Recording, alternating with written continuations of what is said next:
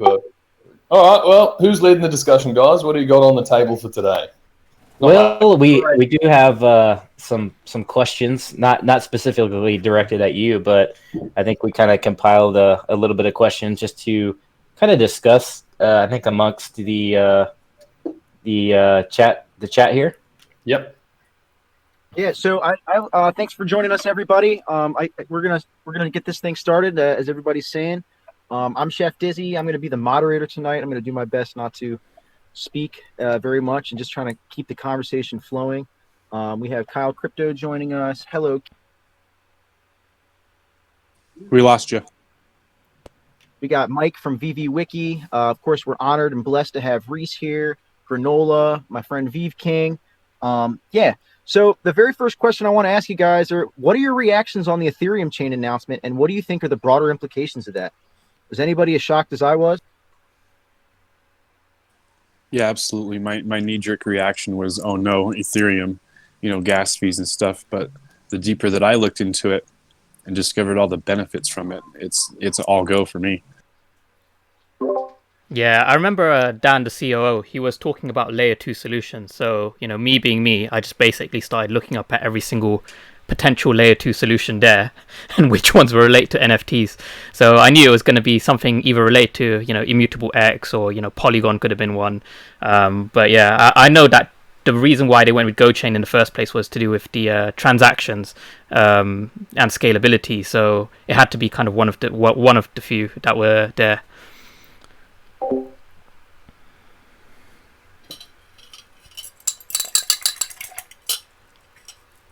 Did anyone go as far as looking into Starkware, the ZK rollups? Do you guys understand that side of the technology, or does that get a bit too deep? I would like to hear a little bit more about that. I was reading a little bit about it, and I got out of crypto for a little while and missed out on all the kind of layer 2 wave. So yeah, I would definitely like to learn more about that, especially when it pertains to that. Yeah, sure. So I'll just give you my general understanding of what I've pieced together here. So I think, as you just said, a lot of people seem to think that Ethereum is something to be scared of because of the gas fees and that kind of thing. But the current chain, the layer 1 chain, is the security of the network, right? And then you have side chains which operate their own validator sets. They might have 21 nodes or something. And that's actually kind of how Polygon or Matic operates, right? But because they've decided to integrate with Ethereum and support the network instead of try to run against it like a Binance chain, they're very much supported in the ecosystem. A layer 2 runs, it's secured by the base chain, right? So it's different to how a side chain runs.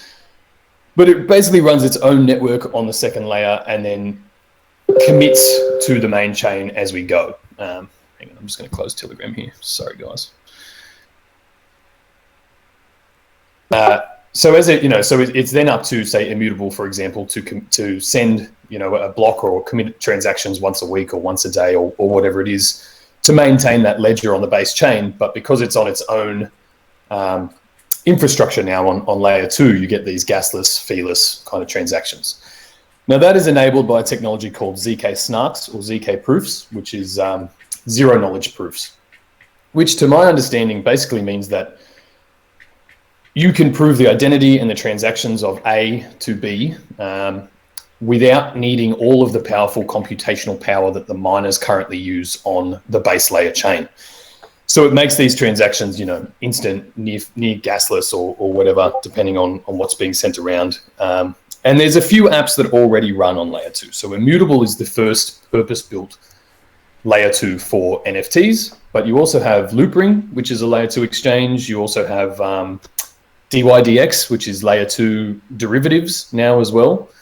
And at the moment, there's a bit of a transition, right? You have to pay a gas fee to get from layer 1 to layer 2 for Loopring and DYDX. They're the only ones that I've used so far. But once you're there, everything lives on layer 2, and you go back to almost like the early days of Ethereum, where transactions were, almost free and moved around instantly. So the whole idea is that layer 1 will always kind of provide the the base chain security to layer 2, but eventually all apps and Ethereum-based apps and exchanges and all those things are going to move to layer 2. That's where the user experience will exist, and all of those apps will be responsible for committing to the base layer chain to maintain that ledger or that record. So yeah, these are the earliest iterations of ZK snarks, ZK proofs. Optimistic rollups is another scaling technology. And I think that most people that have been scared away from Ethereum because of gas prices, as you said, they're not really up to date with how far along Ethereum scaling actually has come. And in July, they roll out the London hard fork, if it all goes to plan. And I think that includes the first levels of optimistic rollups for scaling. So the whole network itself will scale, and then individual projects will start to move to layer 2 and provide that instant feeless transaction. So did that help at all? Oh, definitely. Thank you so much. Yeah, no problem at all. I think I might just take a moment to plug Ethereum here, because it's truly one of the most amazing technologies that exist, and the way that they're programming their money, with that same hard fork in July, they introduced EIP 1559, where they actually start to burn a lot of the transaction fees that are taking place. So even though the gas will always be expensive on layer 1 now, because there's so much built on top of it. But over time, that will continuously be burning Ethereum permanently, from circulation. So the actual ETH supply rate will start to deflate. And then by the end of this year, maybe Q1 next year, they do the merge between ETH1 and ETH2. Right? So ETH2 is already running. It's a proof of stake chain, similar to Cardano or whatever. I think there's 5 million ETH staked over there now. And eventually the devs, the whole network, will transition where they merge the proof of stake with the proof of work chain. And at that point, you don't have miners anymore. You have validators. So new ETH issuance gets cut from 5 ETH per block to half an ETH per block. So to put that in perspective, everybody gets excited about the Bitcoin halving that happens every 4 years. For Ethereum, this is like a triple halving. So they'll triple halve the new supply rate, and they're burning the fees so that the total Ethereum supply becomes deflationary, and they're scaling the network. So in the next 12 months, I really think Ethereum continues to cement its place as the leader in this space. So it's, for us, the move there, other than being much more functional and beneficial to us in the ecosystem, from my opinion, I just think ETH has already kind of won the race as that layer protocol. So it's going to bring many more eyeballs to the project as well. Obviously, much more, it validates us as part of the NFT industry too, because most NFTs are still on Ethereum. So it's a really good move, in my opinion. Rhys, let me hit you with a follow-up question. Does this mean that the centralized nature of Veve is going to vanish? Like, for example, the ability to return stolen collectibles or scammed collectibles? Yeah, I would think so. Well, it really depends on what the situation is, right? Because when everything is in Veve, it will be managed by us still, presumably, because we've got to accommodate for the mainstream, right? So it's still better to be able to just link your name and password to a wallet or that kind of thing. Now, for people who know what crypto is, they'll have the option. If you want to send them off the app and store them elsewhere, that's fine. But obviously, at that point, it becomes your responsibility to maintain and manage the protection of those assets. I'll have to find out more about that as to what happens when it's in or out of the app. I think maybe you can just toggle it on and off so that you control your keys in the app too, or at least control the governance of your digital assets, because you would need some sort of control like that to be able to send them out anyway. You can't just send them out from your username. But yeah, I think that's probably something that we will have to consider. The good thing is that now that 2FA's in and all that stuff, there hasn't been any sort of, it just adds that layer of security that we hoped it would, so that, if someone has your email and password, they still can't get into your accounts. Awesome. Thank you. Mike, what are your thoughts on the... What's up, guys? I finally got push to talk working, which I'm very happy about. Thanks for having me again. Praise Veve. Yeah, no, I'm just excited for the move forward. It's, you know, it's positive technology wise. Mutable seems great. You know, I'm not going to say I'm an expert on all that stuff, but I know there's a lot more. Probably a lot more flexibility for the VV squad, and I'm excited for that. I'm excited to hopefully one day be able to move them around and use our collectibles different places and all that stuff. So hopefully this will be the path for that. Hey guys, sorry I joined late. Hey Rhys, thanks for accepting the invite. My builder rocked up just as it started, so I missed the start of the conversation, but you might have answered already. A lot of people are asking you about you know, the move over to mutable, and will there be charges for us? How will you get your GoChain tokens, NFTs onto ERC 721? Yeah, I don't know if that's been already asked. Sorry. No, that's fine. So the migration of Veve, the platform, and all of the collectibles, because they are all in our control at the moment, we will do, right? So no individual needs to move their account or their collectibles or anything like that. I'm sure it gets way more technical, but in my mind, we pretty much just pick up Veve from GoChain and plonk it on Immutable. And I think there's probably some confusion that people think we're going to operate on both chains. We're not. We're moving chain. It will be a chain swap to move across. Now, where the user input will come is if you hold OMI tokens, because they will be moving from, you know, GoChain and Go20 to become an ERC20 token on Ethereum. Now, even that, a chain swap is pretty standard in crypto these days. There's obviously a lot of lead time and prep time, but a lot of exchanges will facilitate that now. So you'll send in your Go20 tokens, and they will issue you the new ERC, you know, the Ethereum-based one to an exchange wallet, and it's done. I imagine we will also set up a swap site similar to the wrapping OMI site, where you would send in your tokens. They would be burnt, presumably, and mint you the new ones on the Ethereum side. And then you're good to go. You can use any, you know, ERC20 wallet, which is every wallet, to store your tokens, and it would be pretty good. Now, I'll say this now, and I will say it probably every single week until it happens. There will undoubtedly be scam sites that pop up. There's still For sure. Yeah. Veve scam sites. There's, you know, all of these things. So please, whenever this happens, only use our resources, use the legitimate websites, click through our stuff, you know, don't go just Googling it and click the first thing that pops up, because that's how people get caught out with these things. But when the migration happens, and look, it's not happening this week. That was just the announcement. We will put out literally weeks and months worth of information, weekly videos. I'll put it out there as much and as possible as we can, just so that everybody is aware of how it is taking place and how they can do it.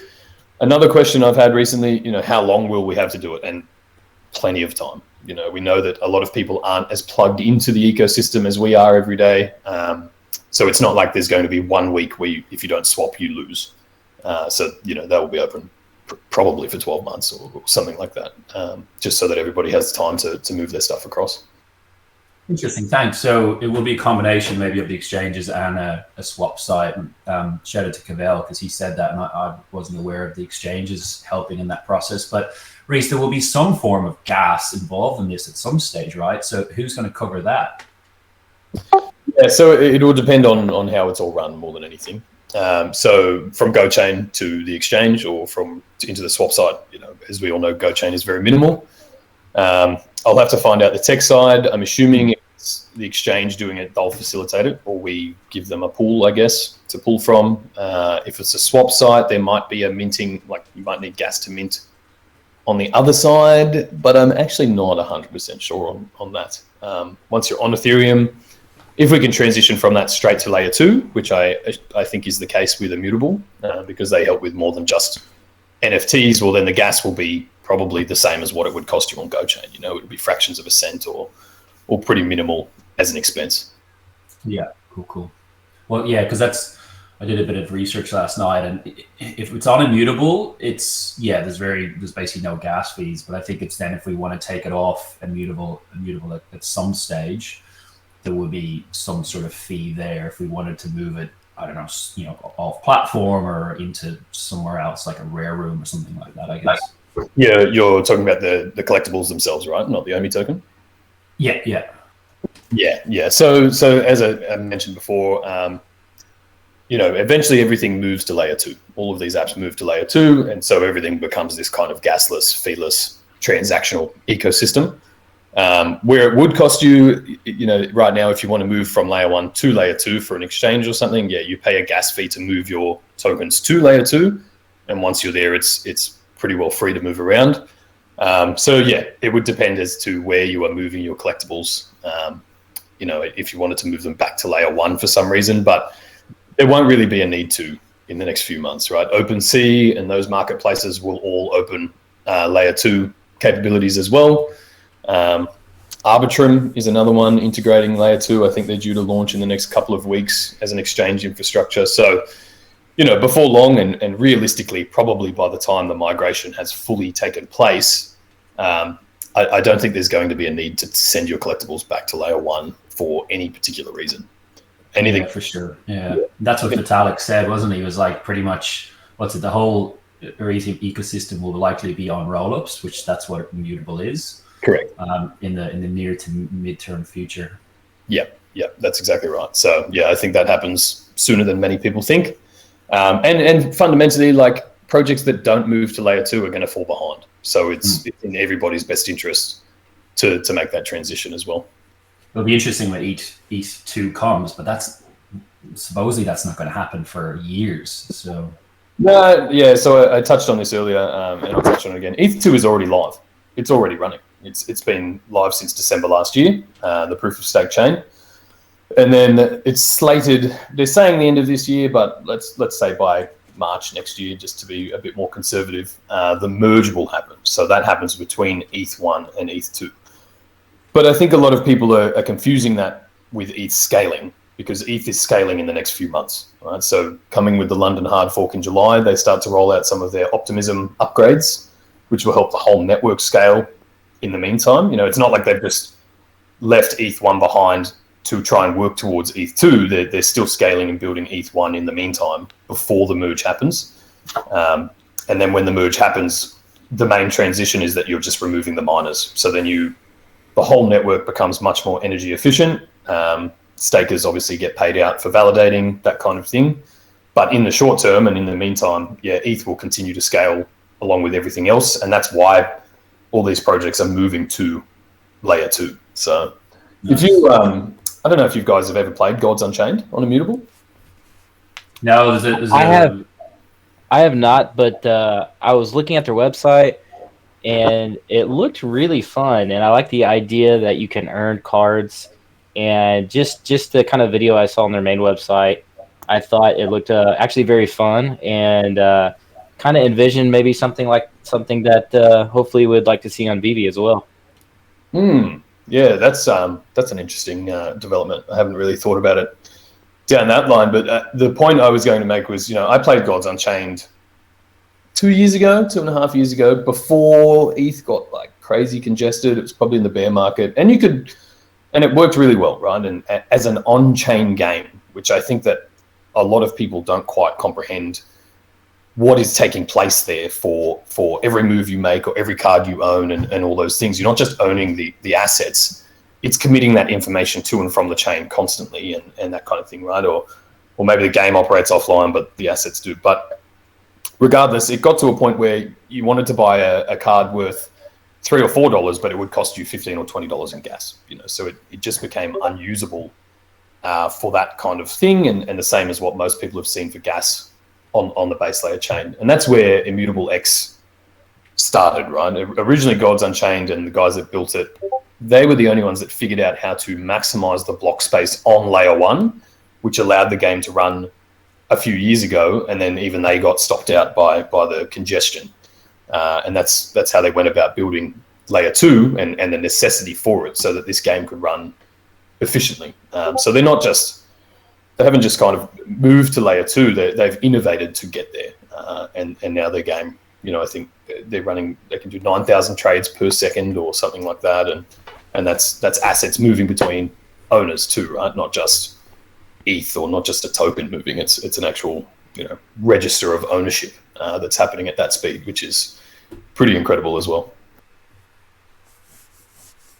So what you're saying is we'll have our minty collectibles on the drop, like, within 30 seconds? I'm just joking. That's a good question, actually. That's probably more of a technical question, and that depends on our tech stack, I think, more so than the speed of the underlying chain. But I'll have to find that out closer to migration. All right. I'm getting a lot of questions in my DMs. Basically, people are really curious if there's any plans to deal with botters and scripters for tomorrow's drop. I know you guys talk about this almost every drop, but maybe you can give us a little information. Yeah, I can't give you too much information because otherwise we give away the ways we're dealing with it. But Dan did mention it recently that there are new implementations there to try and cut those things out. So yeah, I guess we'll find out if it works.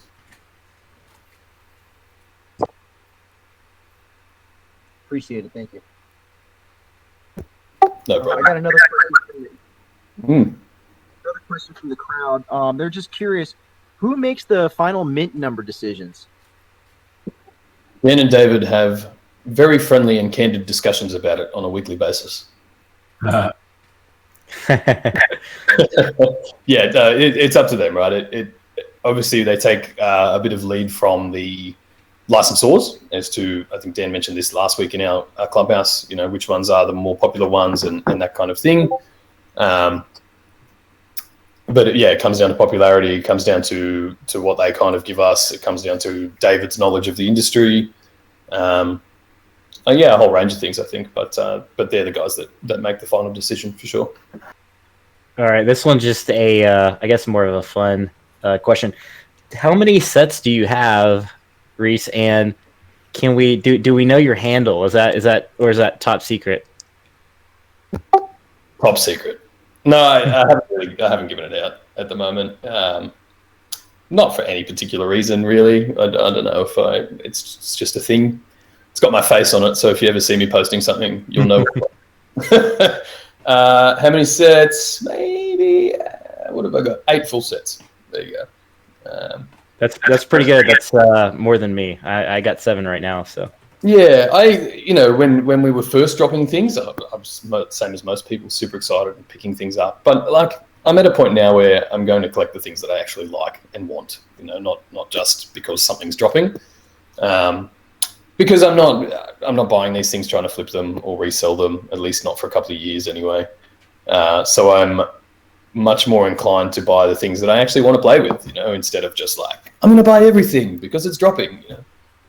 Yeah, I feel the exact same way. So, the strategies are kind of out the window for me. I think I'm just going to move forward, and my next big drop I'm looking forward to is the drivable T-Rex. But but yeah, that's just T-Rex. I did see a pretty good meme earlier, actually. A little toy car T-Rex. That was awesome. Yeah. Oh, they've converted the toy car T-Rex with Trevor's face on it into what's it called? Like a bot option inside the OMI channel. So if you do !dev Trev, it pops up. True. If you just do !dev Trev in the OMI channel, you see something cool. Yeah, good. We know Rhys is playing coy a little bit. He's got some fire up in that account we talked about on the Clubhouse chat a couple weeks ago. I'll let you keep that to yourself. Yeah, I don't want people to find out where I live so they don't steal my collectibles.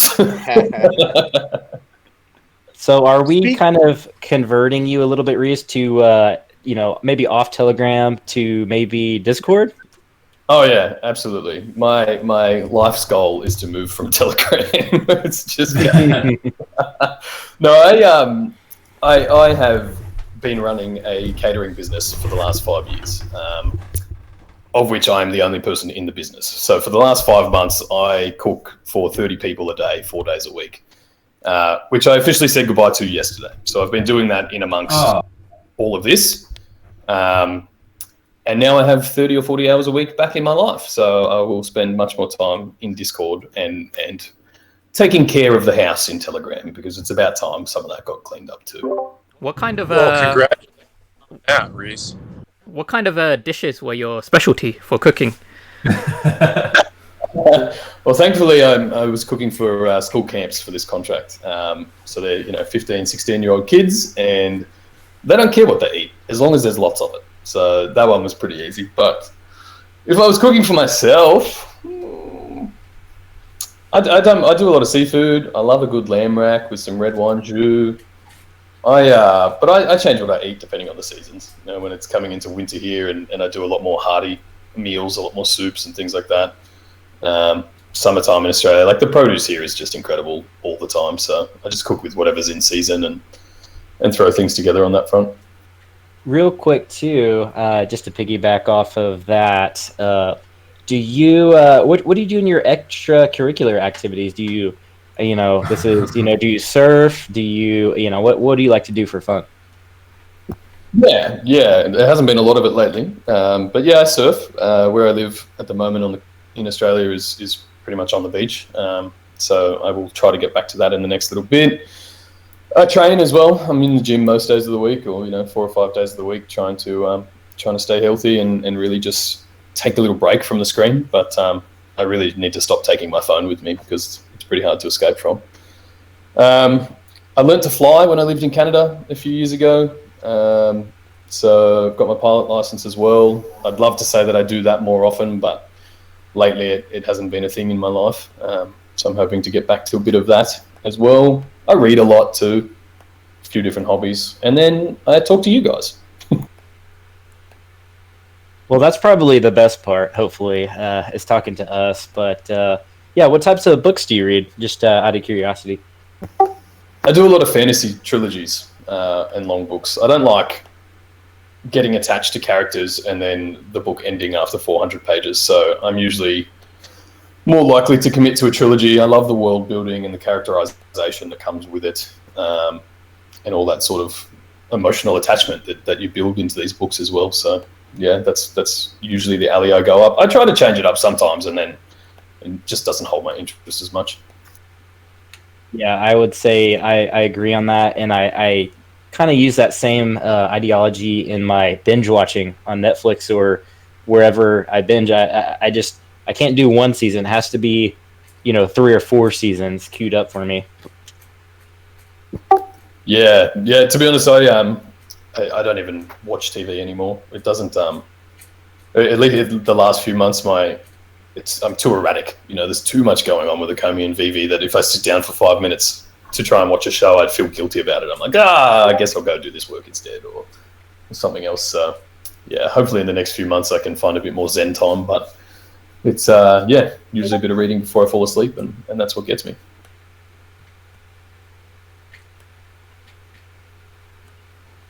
Very nice. We were talking, a couple of the guys, and you were talking about how many sets you have and stuff. I'm not looking for any kind of details, but for some reason it feels like the Master Collectors program is kind of imminent. I don't know if you have any insight on, maybe we'll see it in June, maybe we'll hear some details. And a second part of that is there was a hint by you guys that Slimer, Ito, and the Ghost Trap will probably be for Master Collectors. I don't know if you had any insight on that kind of stuff. So on the second part, I think people have misread that, and maybe I'll go back and rewrite it. That was just me being conversational. No, those 3 collectibles will drop sometime in season 2, but they're for everybody to try and get a hold of. They're definitely not just secured for master collectors. Gotcha. And I wouldn't go as far as saying the master collector is imminent. I think that we're probably still a few months off that actually rolling out. So cool. Don't hold your breath too much on that front. Obviously, it's being built, and you guys would have seen in last week's weekly wrap up that in the last month we've welcomed 5 or 6 new devs, and they're coming up to speed now. So we actually have some capacity to start to roll out these new developments with all the optimizations behind us now, or close enough to being behind us. So everything like that is back on the table. The accessories should roll out sooner than later in the showrooms. I know Trevor's been busy redesigning the way that they function as well, just to make them look so much more amazing, because as we all know, they're just kind of a box floating in the sky at the moment.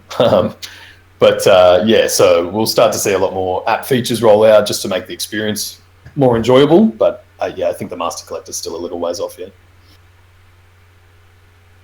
Nice. Thank you for your candor as always. Appreciate that. When you say accessories, what accessories do you mean? I might, maybe I'm missing something there. What accessories are going to come up? So right now in your showroom, you can place your collectibles where you want, scale them up, those kind of things.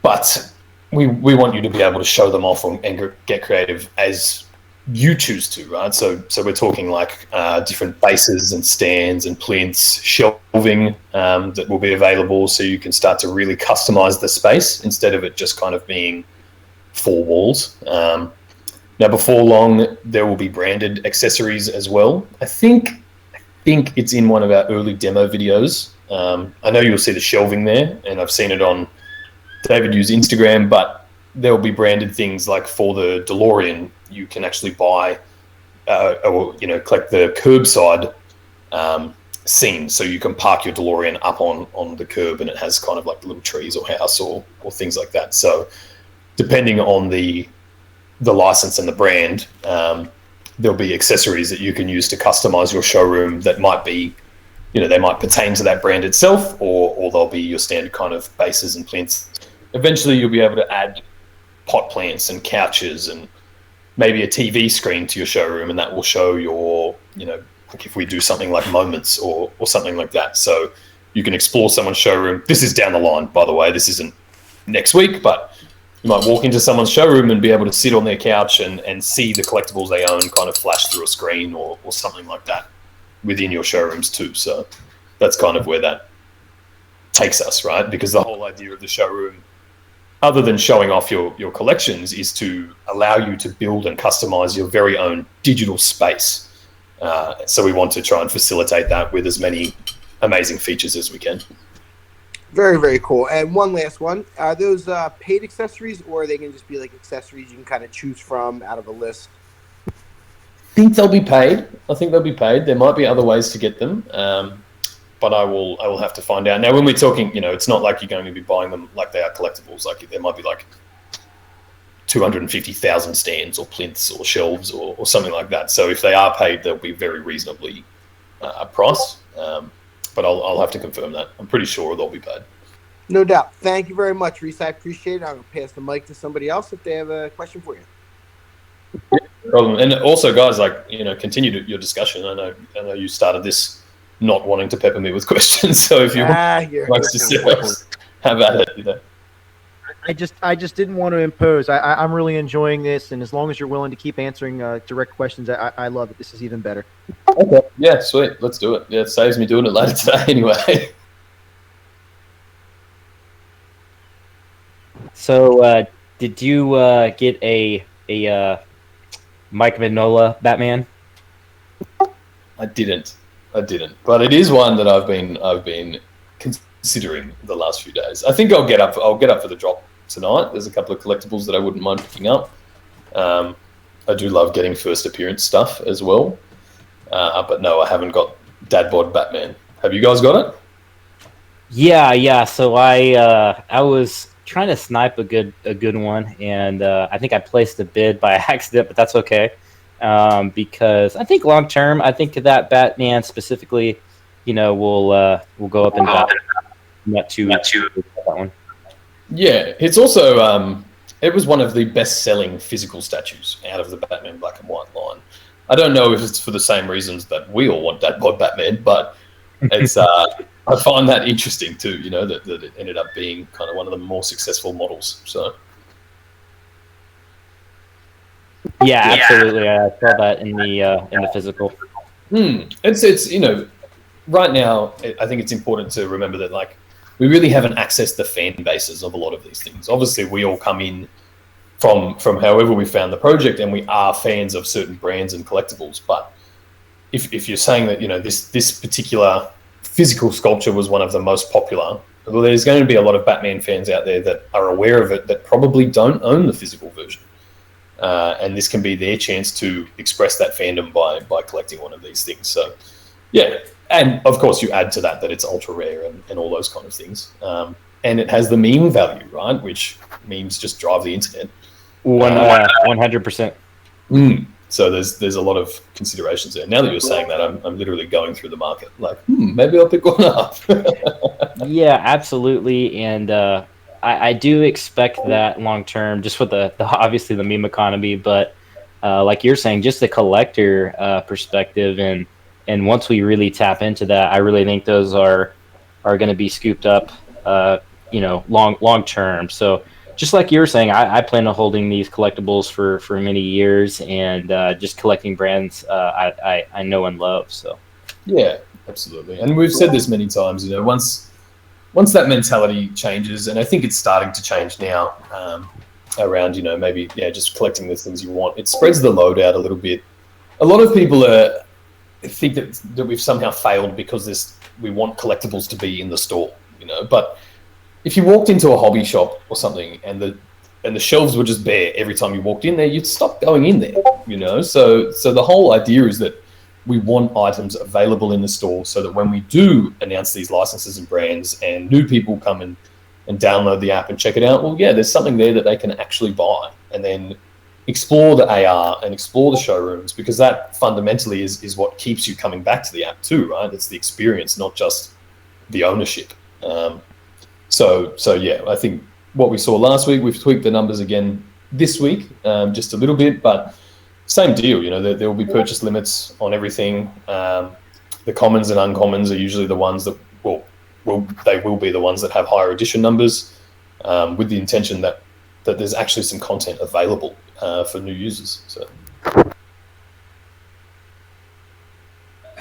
Hey, Rhys. A question that comes up quite a bit is, when we do bring out OMI to gem option, with regards to the free Fortnite issue, what happened there, where Fortnite let their users buy basically their coin outside of the app.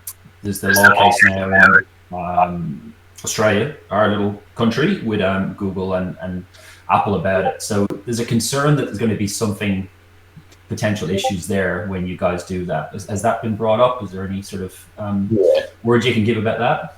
Yeah, very valid concern.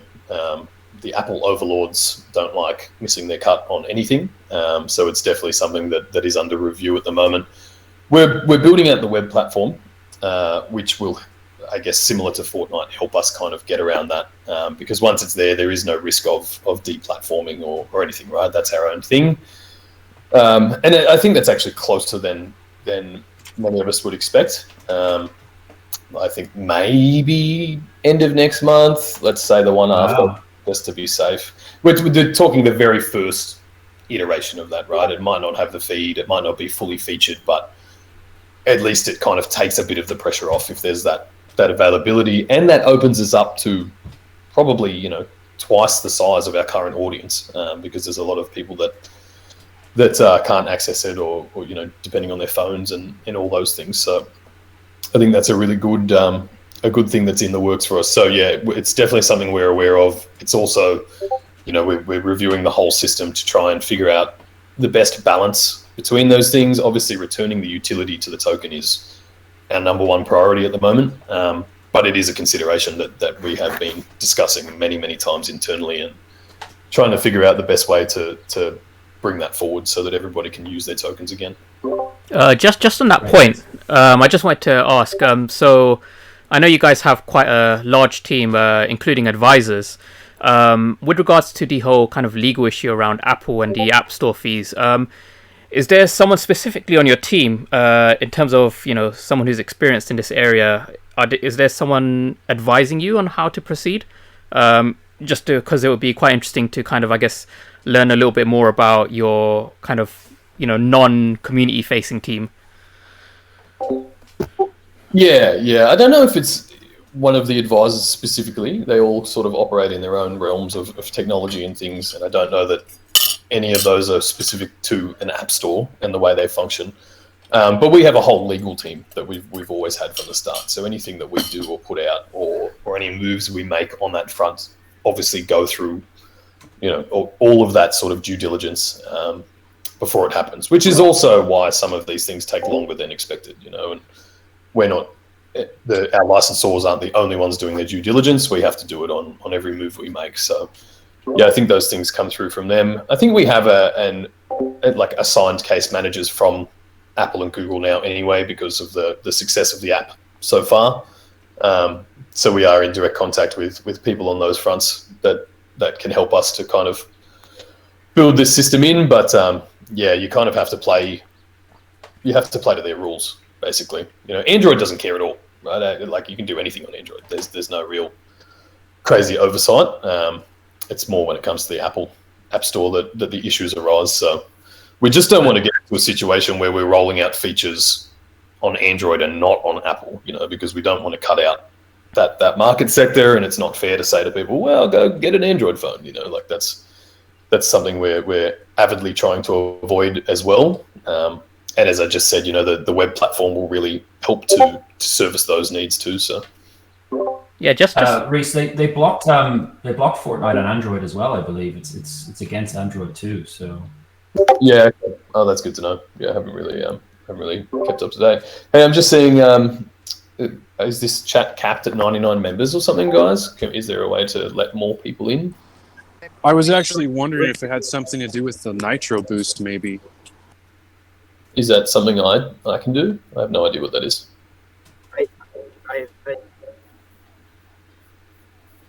I'm not really sure. It appears to be some kind of technical error, but I'm trying really hard to fix it. I don't really know what to do, though. Yeah, I went and dove into the options already, and I couldn't find anything where there's a limit for people or anything like that. Yeah, me as well. Usually it's not capped, but I could be wrong. Maybe it is a technical error. I think, yeah, we are having someone have an issue as well getting in. So Brock just posted something. Hang on one sec. Let me see. also, I am recording, so just a little forewarning. But just for people that also, might miss it, I'll be posting it probably on YouTube. it says here 99 people can enter, but it can be increased to 120. I've just found an official Discord support on it. We've had it up to Chef. We've had it up quite a bit to almost 200 in the high 300s when Dan and Rhys were on last week. That's right. Yeah.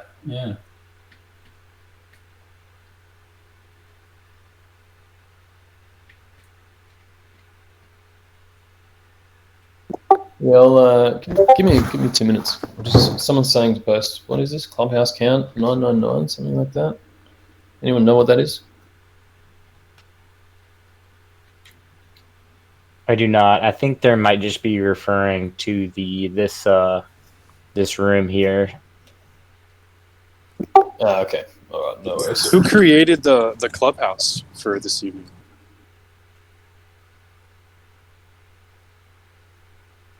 I think it might have been Chef, but it may have been created already.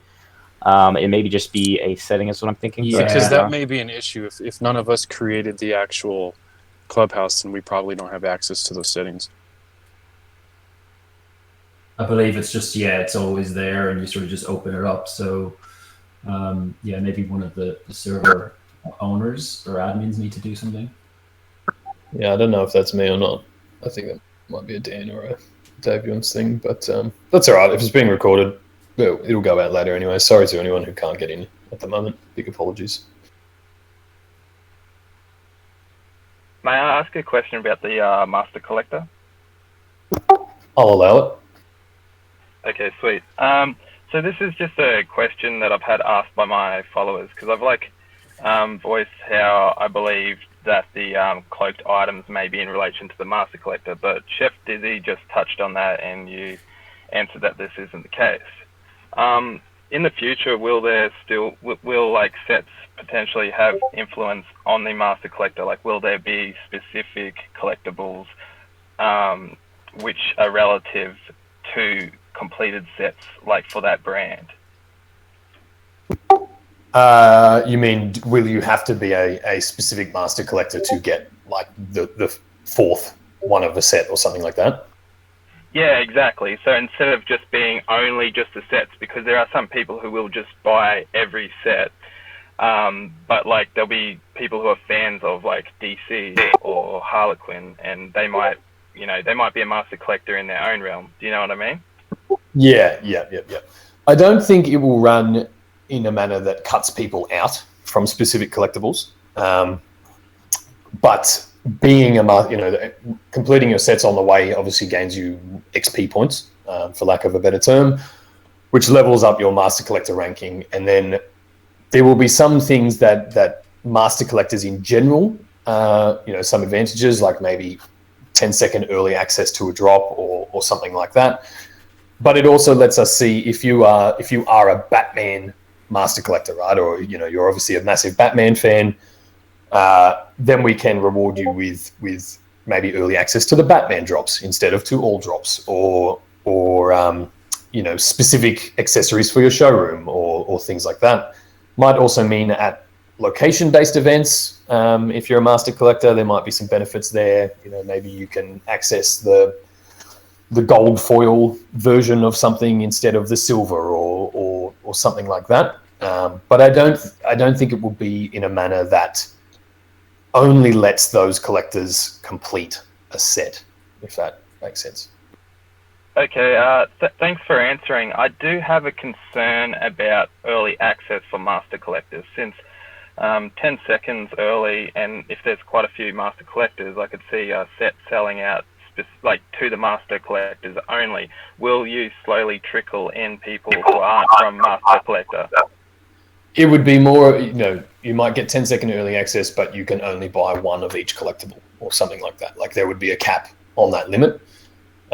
So it's not, massively creating an unfair advantage for those master collectors, but that's just one example of how we might go about rewarding those master collectors. There will obviously be plenty of other things built into it as well. So yeah, it wouldn't just be like, all the master collectors get to buy everything and nobody else gets to buy anything, but there has to be some incentive there as well to want to level up your collector ranking, and obviously with these collectibles having whatever value they stand to have, like that's a pretty good incentive. I had a thought regarding the points that were supposedly associated with the master collector, and I just wanted to kind of toss at you and see like what your thoughts were on it. My thoughts were like, what if, like, how we earn points in the gamification aspect of things and towards master collector points? What if we used those master collector points as like tokens to gain the early access? So you had to save those up, and then if you wanted in early on a Batman drop, then it's going to cost you like 100 master collector points or something like that. It was just a playful idea. Yeah. I quite like that. I do like that, and that could be an iteration at some point. Sorry, could I add to that? Yeah, go. It would be really cool if it was like a badge, and the badge was like an NFT that was visible in like augmented reality. I'm just thinking about into the future, and then you could sell that badge for a specific amount of money, and then people could use that badge in return to join these early access. Do you know what I mean? Yeah, so you sell the rights to someone else to have early access to a particular. And it's also the downside with that, though, is a big person could just buy their way into the master collector. Yeah, you could buy your way in. You would also have to create it if it was an NFT. It can't just have the same utility for every person, right? Like, I guess the idea would be like, if it was a system where you spent your master collector points, or you earned that badge and then you used it specifically, I would think that would be the one and only utility of that badge. Now, if you went through the process and earned it, and then you decided, well, I don't want that, whatever that's providing, and you chose to sell it, cool, and then the next person could use it for the same thing. But yeah, I think anything like that is probably quite a ways down the line before it becomes a real possibility in the app. Right, and I think that we should, kind of remember that when people bring up the discussion about the master collector program, that it's quite a ways off, like you said, still, and nothing's concrete about it yet. Yeah, that's it. I mean, don't get me wrong, Dan and Dave definitely have some concrete ideas, and they're right.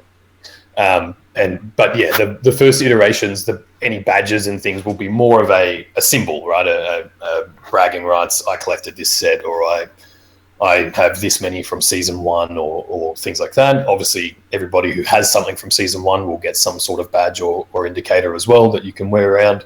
or add to your showrooms. I think you'll be able to use them like that, or show them off on your profile at the very least within the app. And then we'll continue to build it out, right? Because that's just an extra layer of fun that we can keep designing in. I really do like the idea of spending the collector points. I think that's cool, but it would come down to how you earned them in the first place as well. There was May I just add one more point? Sorry, could I just add one more point, please? Yeah, go for it. Yeah. So I'm personally really excited about the Master Collector program. As it says, like in my name, VV Flipper, I started off flipping the collectibles. I started off with like $300 and worked my way up. Now I have quite a collection, and I'm heavily invested and actually love collecting now. And I sort of push that to my followers. Yeah. Master Collector, the idea of it and the concept and the way I've seen VV playing out, it's sort of taught me a lot about collectibles and how to collect, and inspired me and helped me meet a lot of people, and a lot of people who follow me. Like I've been voicing like just sort of playful thoughts about what the Master Collector could be, and it's actually inspired a lot of other people to collect. So I was just sort of touching on that. I do believe that like prestiges will definitely inspire people to be more active in staying on the platform rather than sort of just flipping the collectibles. Yeah, absolutely. Yeah, and first of all, man, I'm so stoked to hear that that's the journey you've been on with VV. That's kind of what we hoped when we started building this, that it would inspire people. I see a lot of people now buying the physical counterparts to their digital collectibles. I think that's pretty incredible as well. But you're right, it is a prestige thing. Being a master collector is something to work towards, and we have to make that as equitable as possible, rather than just being, well, I've got a lot of money so I can buy a lot of collectibles and get there. Like you want it to be as open a system as possible, and make it worthwhile for people once they level up those collector rankings, which is definitely part of the thinking behind it, and part of the motivation for getting something like that out there. So yeah, I'm super excited about it too. As you said, I think it is literally an app retention thing, right? It keeps people coming back to the app if they see the value in it too. And if that value has some financial incentive at the end of it, obviously it's more motivating for more people as well. So it's thank you very much for answering. Like pretty motivating getting to speak to you. I never thought I'd get to speak to you, and this sort of journey that I've made building my socials, I sort of always intended to be able to reach out and ask a few questions about the devs. So this has been great. Thank you. I'll let you guys continue on with the conversation. No worries, man. You're so welcome. Thanks for all the kind words.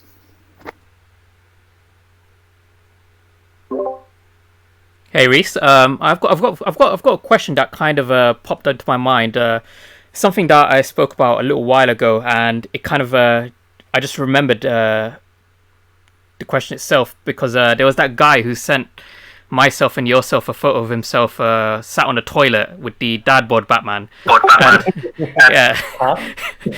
So basically, the question I had was, we know that the feed is like an integral part of kind of sharing your experiences with these collectibles with the community. Now, I'm just wondering, like, from I guess the legal consultation perspective. Obviously we don't want people abusing the feed, but you will get people who, you've described as bad actors.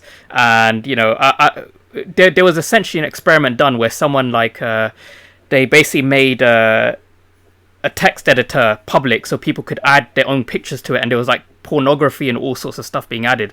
So with collectibles, if you can start adding pictures to the feed of, yourself with the collectibles in real life, that kind of thing, if people start abusing that and post things that are inappropriate, could that has that kind of been thought about? Could that affect the people who just want to use the feed for good intentions? Obviously the guy sat on the toilet with the dad bod Batman. He sent that like personally, and it's not that bad or anything, but there can be more explicit things. That was probably the 10th Batman on a toilet photo that I've received, so it just makes me laugh at the point. How do I sign up for toilet bathroom photos? Yeah, it's coming in Series 6 actually. The fact that people are thinking about you, Rhys, while they're on the toilet playing Yeah. with Batman is Oh. disturbing. I'll take it. That's fine. It's absolutely been thought of. Yeah. Look, there is an age restriction on the app. I think it's 13 or something like that, or it was when we first launched. With that in mind, there are profanity filters already in the feed that help us cut down on some of those things. But to my knowledge, at least right now, yeah, we just have mods that are keeping a very close eye on these things and can pretty quickly close those things down. Now, off the app, yeah, people are going to take stupid photos. Some of them are going to be funny, but like obviously inappropriate. So yeah, at the moment, it's something that we're pretty hands-on with. I'm sure we'll continue to build in ways that can kind of detect anything inappropriate as we move forward. But as you said, we don't want that to ruin the experience for people. The beauty of this ecosystem is that like all of you guys have our best interests and the app's best interests in mind as well. So if anyone ever sees anything inappropriate, it gets to us pretty quickly. So it lets us kind of cut down on that as well, which is good. And then, we need to sort of rely on parents and things like that too, to not be, to kind of be monitoring these things if they're giving it to their kids and stuff as well. So I think it's going to collectively be a group effort, but it will be something that we'll build in as we go as well. I think the excitement of that guy who or certain side extra collectors, or maybe people who have a certain amount of rank could maybe also be like pseudo mods to like report stuff. Yeah, and look, that might come to, the master collector thing might actually become something like that as well. If you've been in there for a while, if we know that you're you're there for the right reasons and to support it, then maybe we can give some powers like that to, almost like community mods, but in the app as well. That could be a potential development.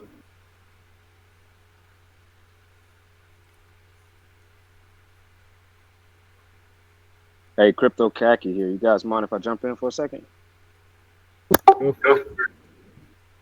Okay, cool. So first off, Rhys, man, it's a pleasure, man. As someone who never collected outside of baseball cards and stuff, just to be a part and see and watch what y'all have going on, and this community is amazing.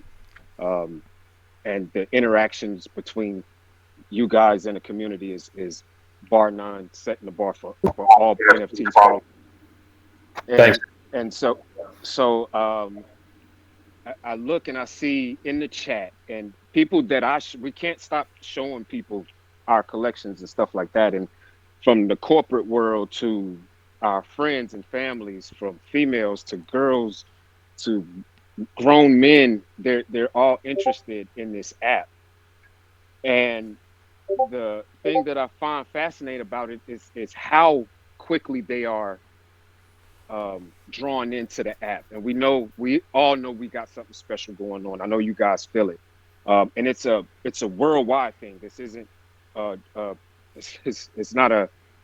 it's not limited to just one region. Everybody feels the same way about this app as we do, and equally as strong as we do. Going forward in the future, knowing that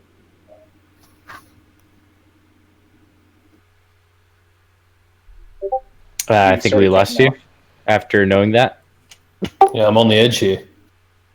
Okay, so I'm sorry. So with you guys knowing that, being that there's so many amazing people that are drawn into this community and into this collecting space, and it's not just the thing about finances. It's taking us back to childhoods, and everybody's waiting on the next licenses and all of that. So knowing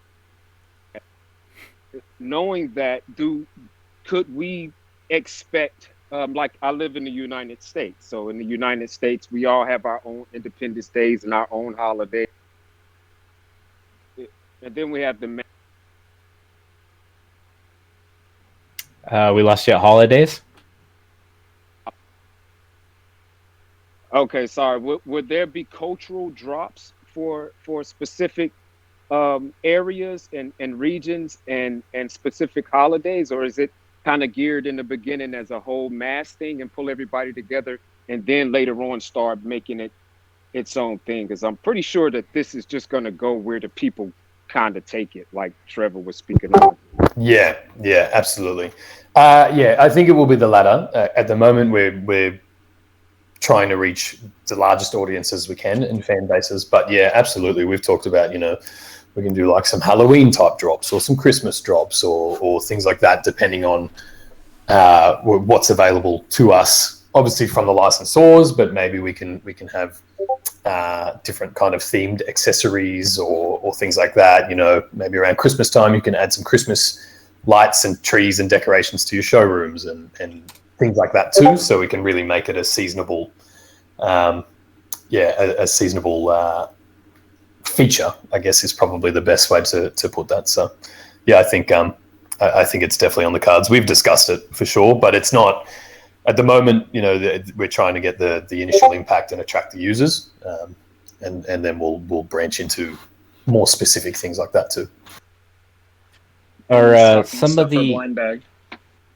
Are some of the features contingent on the being on the Mutable X? I know obviously maybe some of that is, but as far as maybe like gamification and things like that, is just like some of those features kind of contingent upon, being on that platform? No, not necessarily. Being on Immutable allows you to use your collectibles to greater effect, right? You can use them on other marketplaces and anything that, if we're opening interoperability, anything using the same standard has the potential to integrate with our collectibles. The features and those kind of things are more a part of our tech stack and the way that we design the app and build things in, and then it sits on top of the chain.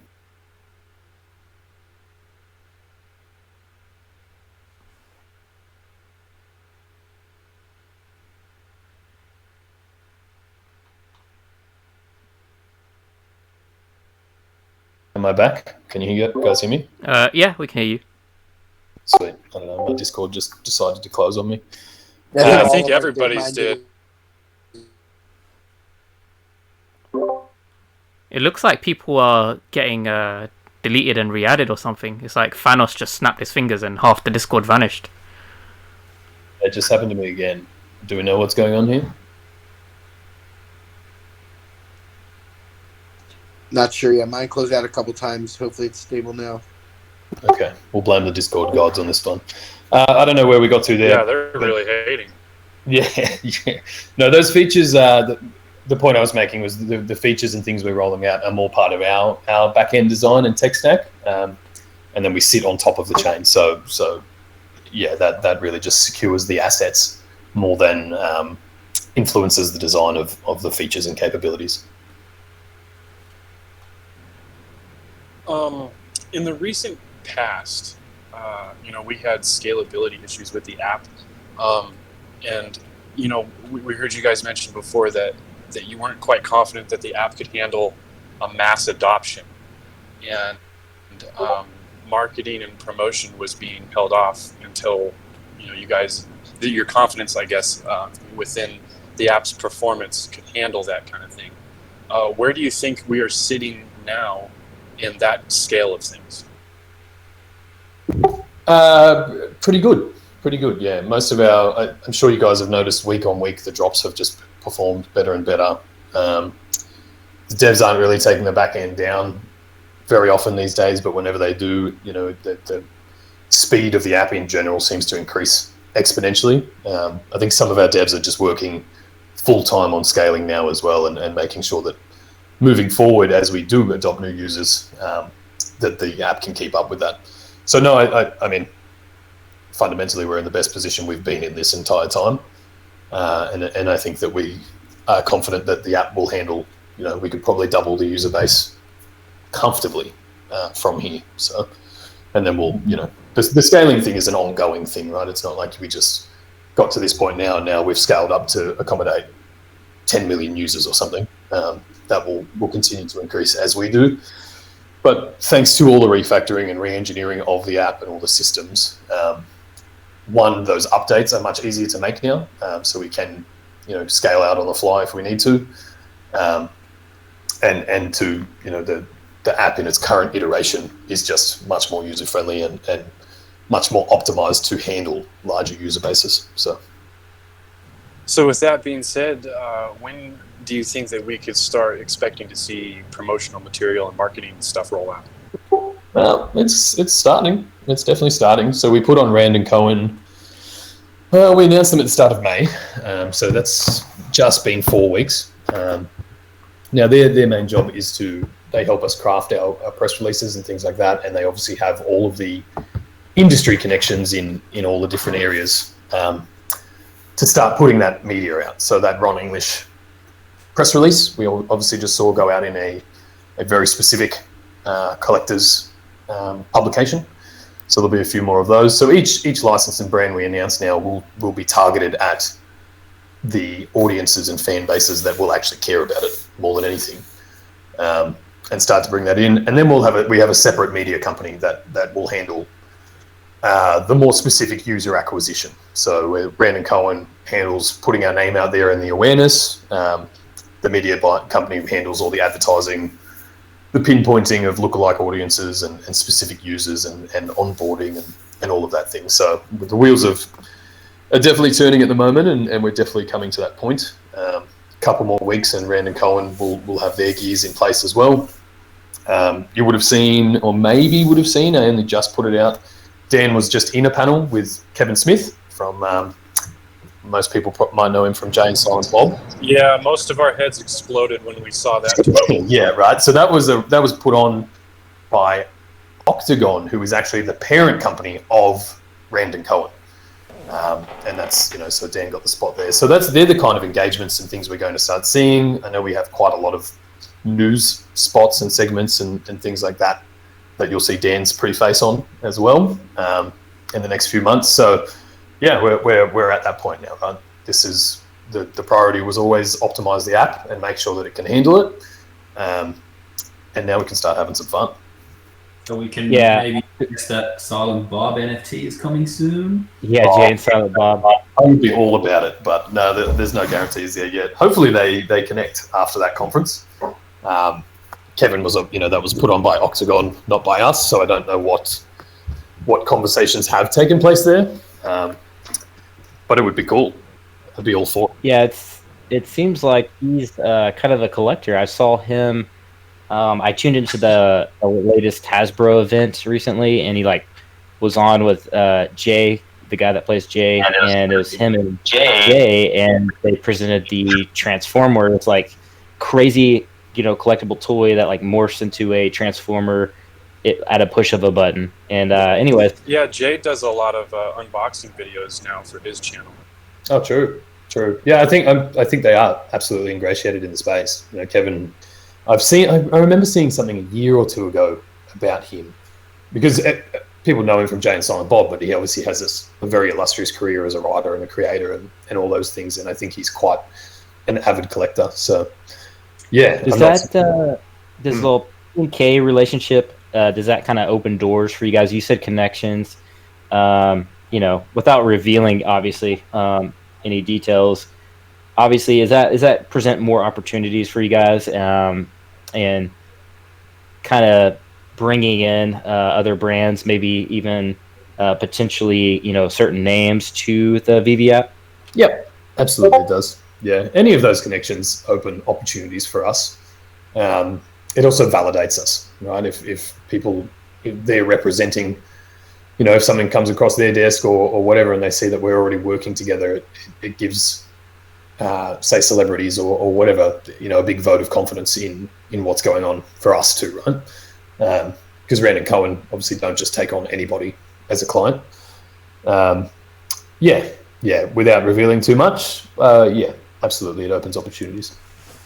Now, could you maybe speak a little bit to just reiterating that, I remember I think it was a week or two ago, you were saying that we've kind of, actually, I think it was on with the Veve Wiki guy, Mike and Mark, and on their Clubhouse, you're saying that we've kind of cornered, Veve has kind of cornered the market. And I've just been kind of seeing people talk about other kind of maybe apps or people? And do you still feel the same way, or could you you feel that we still have the market?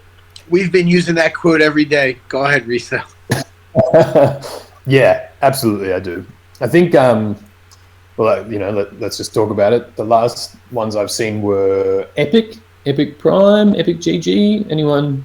Have you guys seen people talking about that? Is that one they were at Licensing International by chance, or is that the same? It just popped up in Telegram the other day. People were saying, have I got? Yeah, no, I did not see that. Yeah, Epic.gg. They're also on Immutable X as well. I noticed their name popped up, so I've been getting sent that. It's like collectibles, but they're targeting more like getting IP into kind of games. So they kind of design games for licensors and get that kind of in there, along with the collectible side.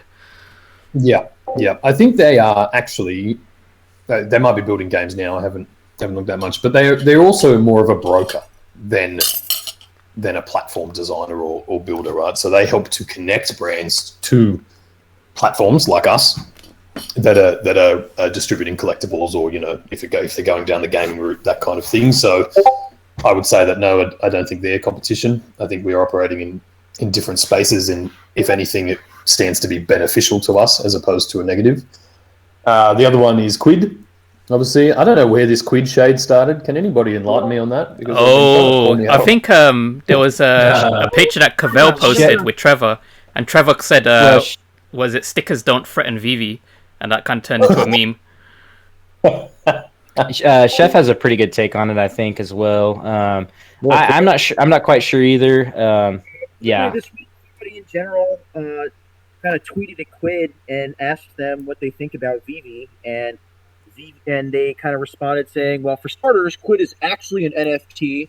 They're actually interoperable. We like to educate the people about what their NFTs can actually use, and it basically came at Veve's neck hard. So I think the community responded in kind.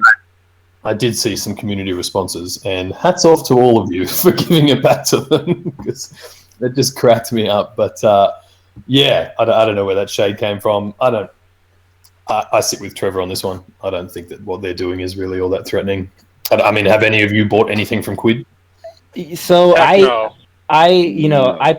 downloaded the app and just to see what it was about, but it didn't. I think somebody on Twitter was saying, it didn't spark anything in them, and I think that's kind of the consensus is like you're not sweating, on the drops, and it just doesn't do anything for a lot of people, and I think that's kind of the general consensus. Yeah, and look, I'd say that probably comes because our app is built by collectors, not just people trying to sell a product, And David truly is the powerhouse behind what it takes to build in those things. The drop days, for example, have always been integral to the design and that kind of thing. So it's I think that's probably where that point of difference is. I'm just looking at Quid's website now. I don't really recognize any of the things that they're trying to sell anyway. I don't like any, personally, this is, no shade against you, Quid, but one of their main plays, Quid is backed by Animoca brands who happen to do this, I don't know why people throw that out there, it's not saying that these things are actually associated with you. You're associated with a company that is associated with them. So I feel like that's a bit of a play to try and draw in your attention. But like we just said, fundamentally, I don't own any Quid stuff. Doesn't sound like any of you guys own any Quid stuff. There's not enough there to draw people in. And Quid's been around for years, right? They've been around for quite a while. It's only sort of in the last few months, I guess, that they're trying to get some more exposure for it. But yeah, to me, it was just, I've known about them for a while, and I just didn't see them as a reason enough to do a video. So when I downloaded the app, it was kind of just the same thing. It's just I don't see kind of a reason to, do anything. It doesn't do anything for me, at the end of the day. So that was kind of my summation of that.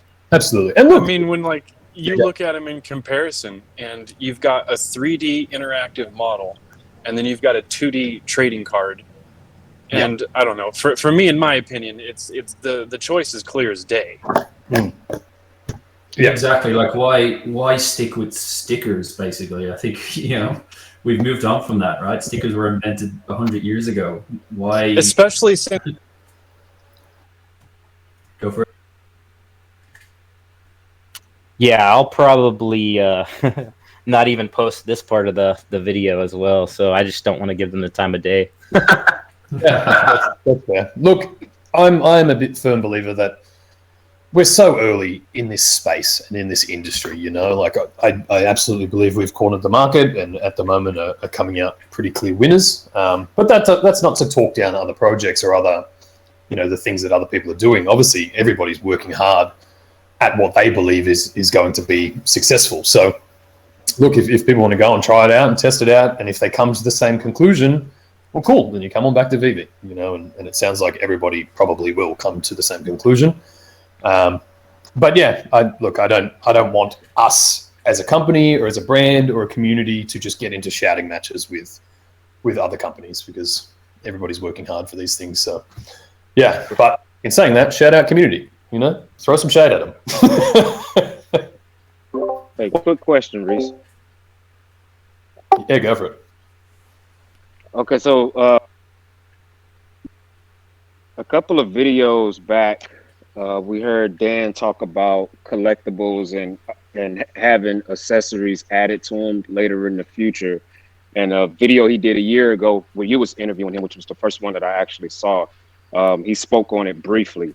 And I kind of wanted to touch and ask on that. These accessories, like the Superman cape or a different accessory, Batman, a Batarang or something like this, will these be a series specific thing, or do y'all have the ability to add them to existing collectibles that we have, like Algorithm end up with a gold chain or something like that? I mean, just something silly. Is it specific? Yeah, I don't think it'll be like a release like we drop the collectibles, because there'll be accessories. Like when the accessories start to roll out, it'll be a separate part of the store. Right, I think there's somewhere in the app I've seen some images floating around where you can already kind of see that they're coming. But you might go to the Veve store and it'll have collectibles and accessories as a separate option, and then you can scroll through those. I dare say the market will eventually filter to be exactly the same, so you can look through different accessories for different things. So, as an example, you all know we have General Motors as a license, right? So at some point we'll be releasing some of their concept cars and vehicles and things like that. But you might be able to collect the car, and then you might have an option to collect 5 different rims for that car, and you can swap those out, or a different paint job, or things like that, So those all fall under the umbrella of accessories as well, same as like a different sword or a different cape or things like that. So I imagine they'll list as accessories. Now there's undoubtedly going to be some that are more sought after than others. So maybe they get released as a thing, or maybe you buy the collectible and it comes with that accessory, and then it's up to you if you want to sell it on in the market and stimulate that economy there. So does that give you a bit more insight into that front? Yeah, I'm stoked, man. Appreciate that. Yeah, just to chime in on that, I was having a look at Immutable X's GitHub, and one of the advantages that they promote is they make it possible to have things like child NFT, so essentially an NFT tied to another one, in this case an accessory. So they've kind of streamlined that process as well. So I guess from the development perspective, it should be easier for the Veve devs to kind of develop and maintain that aspect as well. Absolutely. And look, like we've said, Immutable is purpose-built for NFTs. So I guess that's one of their main features on that. Which, yeah, I think other people, if you know more about NFTs, would know them as composables. I think it was ERC 1155 was the standard, whereas the collectibles would be a ERC 721. But that would be, you add the sword or the cape, and then it's, as you just said, Kay, it's owned by that collectible, and then you can sell the whole thing on, or maybe you can break it down again and sell the individual parts, or swap them out between your collectibles, things like that. So this whole this whole thing, like we're so early. We're so early in Veve, but we're so early in the development of this technology and the metaverse and all of the implications and integrations that it stands to become. So it's, we're all on this journey for quite a while, I would think. Rhys, the most interesting part for me, this is Chad from NFT Pirates, and I've been a physical collector for a long time, is just seeing how much of an easy sell it is for non-collectors and much of an easier sell for the actual collectors as well, right? So I've been, telling people about crypto, I've been telling people about other NFT platforms, and with Veve, it seems within 10 minutes people get it and they're logged in. Yeah, absolutely. Yeah, you have a crypto conversation with people sometimes and their eyes just glaze over. But if you can just show them a collectible, and they don't need wallets, or they don't need to understand blockchain, they don't need to do any of that auxiliary stuff that we've all learnt and kind of take as our dues these days, it just brings people into the ecosystem so much quicker than trying to onboard them to, say, a nifty gateway or something like that, and that's been, we knew it from the start, right? We've been building this for 3.5 years now, and the ideas have been in the works for longer, but that was the number one. If we were going to access mainstream brands and licenses and try to bring them into the digital collectibles ecosystem, it had to be as easy to use and familiar as possible. And I think that's a huge advantage that we already have, and it's a big part of the reason we've seen the success that we have. As you just said, within a few minutes, we can bring people into this ecosystem and they understand it, and we don't have to go through a huge learning curve there. Exactly. And just for, this is actually a pretty funny point. My mom has been watching our YouTube channel, and so she gave me a call, and now she's got a few Nightwings, and I think she's the only mom in the world with a Rizzo. Nice. Shut up, Mom. That's so good. That's a boss mom right there. Yeah, what an OG mom. Yeah, I told her, I said, just hold on to that for a long time. Yeah, absolutely. Does your mom collect anything else, or is that's just yeah, so it started as a huge family of collecting. So everything from every Pokemon card from the first base set to Yu-Gi-Oh, to teapots to snow globes. I mean, we're just hoarders here in this house. So I grew up with a very obsessive personality. Yeah, right. That's incredible. Yeah, fun fact, I still have the whole base set of Pokemon cards at home. They're not in mint condition by any means, but there's a really nice bit of nostalgia there whenever I see them. That's awesome. Oh yeah, I'm a little jealous. My mom took my whole collection. I had a huge binder full of them, and even the cards you could collect at you would go see the movie, and they'd give you this special edition giant card. Anyways, my mom gave them away to my cousin, and I think he lost them. So I'm a little sad for that. That's very fair. That's very fair. Yeah, mine are still in a binder as well. One of those old cards, you stick them in the plastic sleeve and it's probably split all over the place. But gave them to my younger siblings as I don't know, maybe when I was a teenager or something, and they played with them way more than I would have. And they're a little dog-eared and a little scratched up, but I've still got them sitting there. So. Yeah, and adding on to that, and let me just start, Rhys, by saying, dude, thank you so much for everything that you guys have been doing. Absolutely love the app. I'm actually 25 years old, and I actually just got an Ice King NFT for my brother for my birthday. Nice. Yeah. So shout out to you, Frank, if you're listening. But I got kind of a fun one for you. In your opinion, what do you think, would you say, is the most underrated, slept on collectible in the market right now, and why is it the Todd Batman? And why is it the Todd Batman? Good for you. Just trying to pump my bags a little bit. Just trying to pump my That's bags. fair, man. That's fair. Yeah. I actually do think that Todd Batman is an underrated collectible. It's obviously the first appearance Batman, but the first ever collectible to hit Veve. Which, owing to the fact we all kind of see where this is going, and if we're going to keep penetrating this global audience, you know, I kind of envision a day in, you know, maybe 5 years or 10 years where the same sort of fandom books are being written about Veve, you know, like they'll have all the season 1 collectibles in there, or they'll have all the first appearance collectibles, all the ultra rares, all of that kind of thing, you know, the same way you see that stuff with Pokemon cards or Yu-Gi-Oh or whatever, right? So yeah, I really do think that very first Todd Batman not only holds value as a collectible, but is a little piece of nostalgia that people will look back on. You know, I know that it's same thing as we just had that discussion about having those Pokemon cards. You know, that's the first collectible I ever got on Veve, and I think that will stand to have some value too. As to other ones in the market, I'm just going through the market at the moment. Look, I know a lot of people love the Adventure Time stuff. And it's just that little bit harder to get because it was only available in the China store.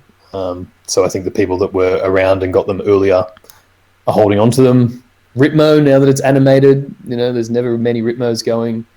But it's going to be interesting to see which other ones get upgrades as we move forward too, right? Because that one was unexpected. I don't think anyone will be aware of the next ones either. So I think that story is yet to be written, to be honest.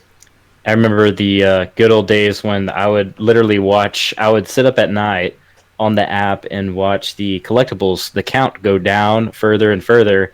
And I think I remember it was maybe on Twitter, and I was even shouting to my wife, I'm like, wow, the Todds are going down, like the numbers going down. And then they were sold out. And it was just like this, you know, I think that's when kind of the excitement started happening for me. You know, I think at that point I had like a Becky Cloonan at that point, and a few like Robin and a few others, but that those were exciting times, and I you know, a lot of new people might be new to that, but those were fun times to watch the early people kind of get down on the collectibles, and so yeah.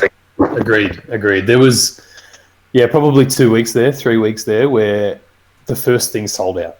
You know, and as more people were coming in, and then so that got shared around a bit. Oh my God, this whatever it was, Becky or something, and then everybody moved to the next one, and that started selling out. And then more users came in. It was getting that viral share quality going, and then within 2 weeks, everything sold out. You know, you just saw the attention shift in the community to like, the Mooka's about to sell out, or this thing's about to sell out. You know, and yeah, watching that, especially after the first 2 months or 2.5 months where you could just go in and buy what you wanted, you know, and most of us probably regret not buying a hell of a lot more. Yeah, I wish I could go back to that now. You know, I look back now and I'm like, why did I only buy one of those? Well, it seems so obvious, but it was new, you know, and we've said repeatedly, Dan said, like, we kind of thought 2 or 3 months in, maybe 10,000 users, maybe by now we'd have 50,000 users, that kind of thing, which with those early collectibles, the edition numbers were so high that we just thought they would last us until now. So to see that shift happen so rapidly was, as you said, just incredible to watch, and you saw the excitement start to build.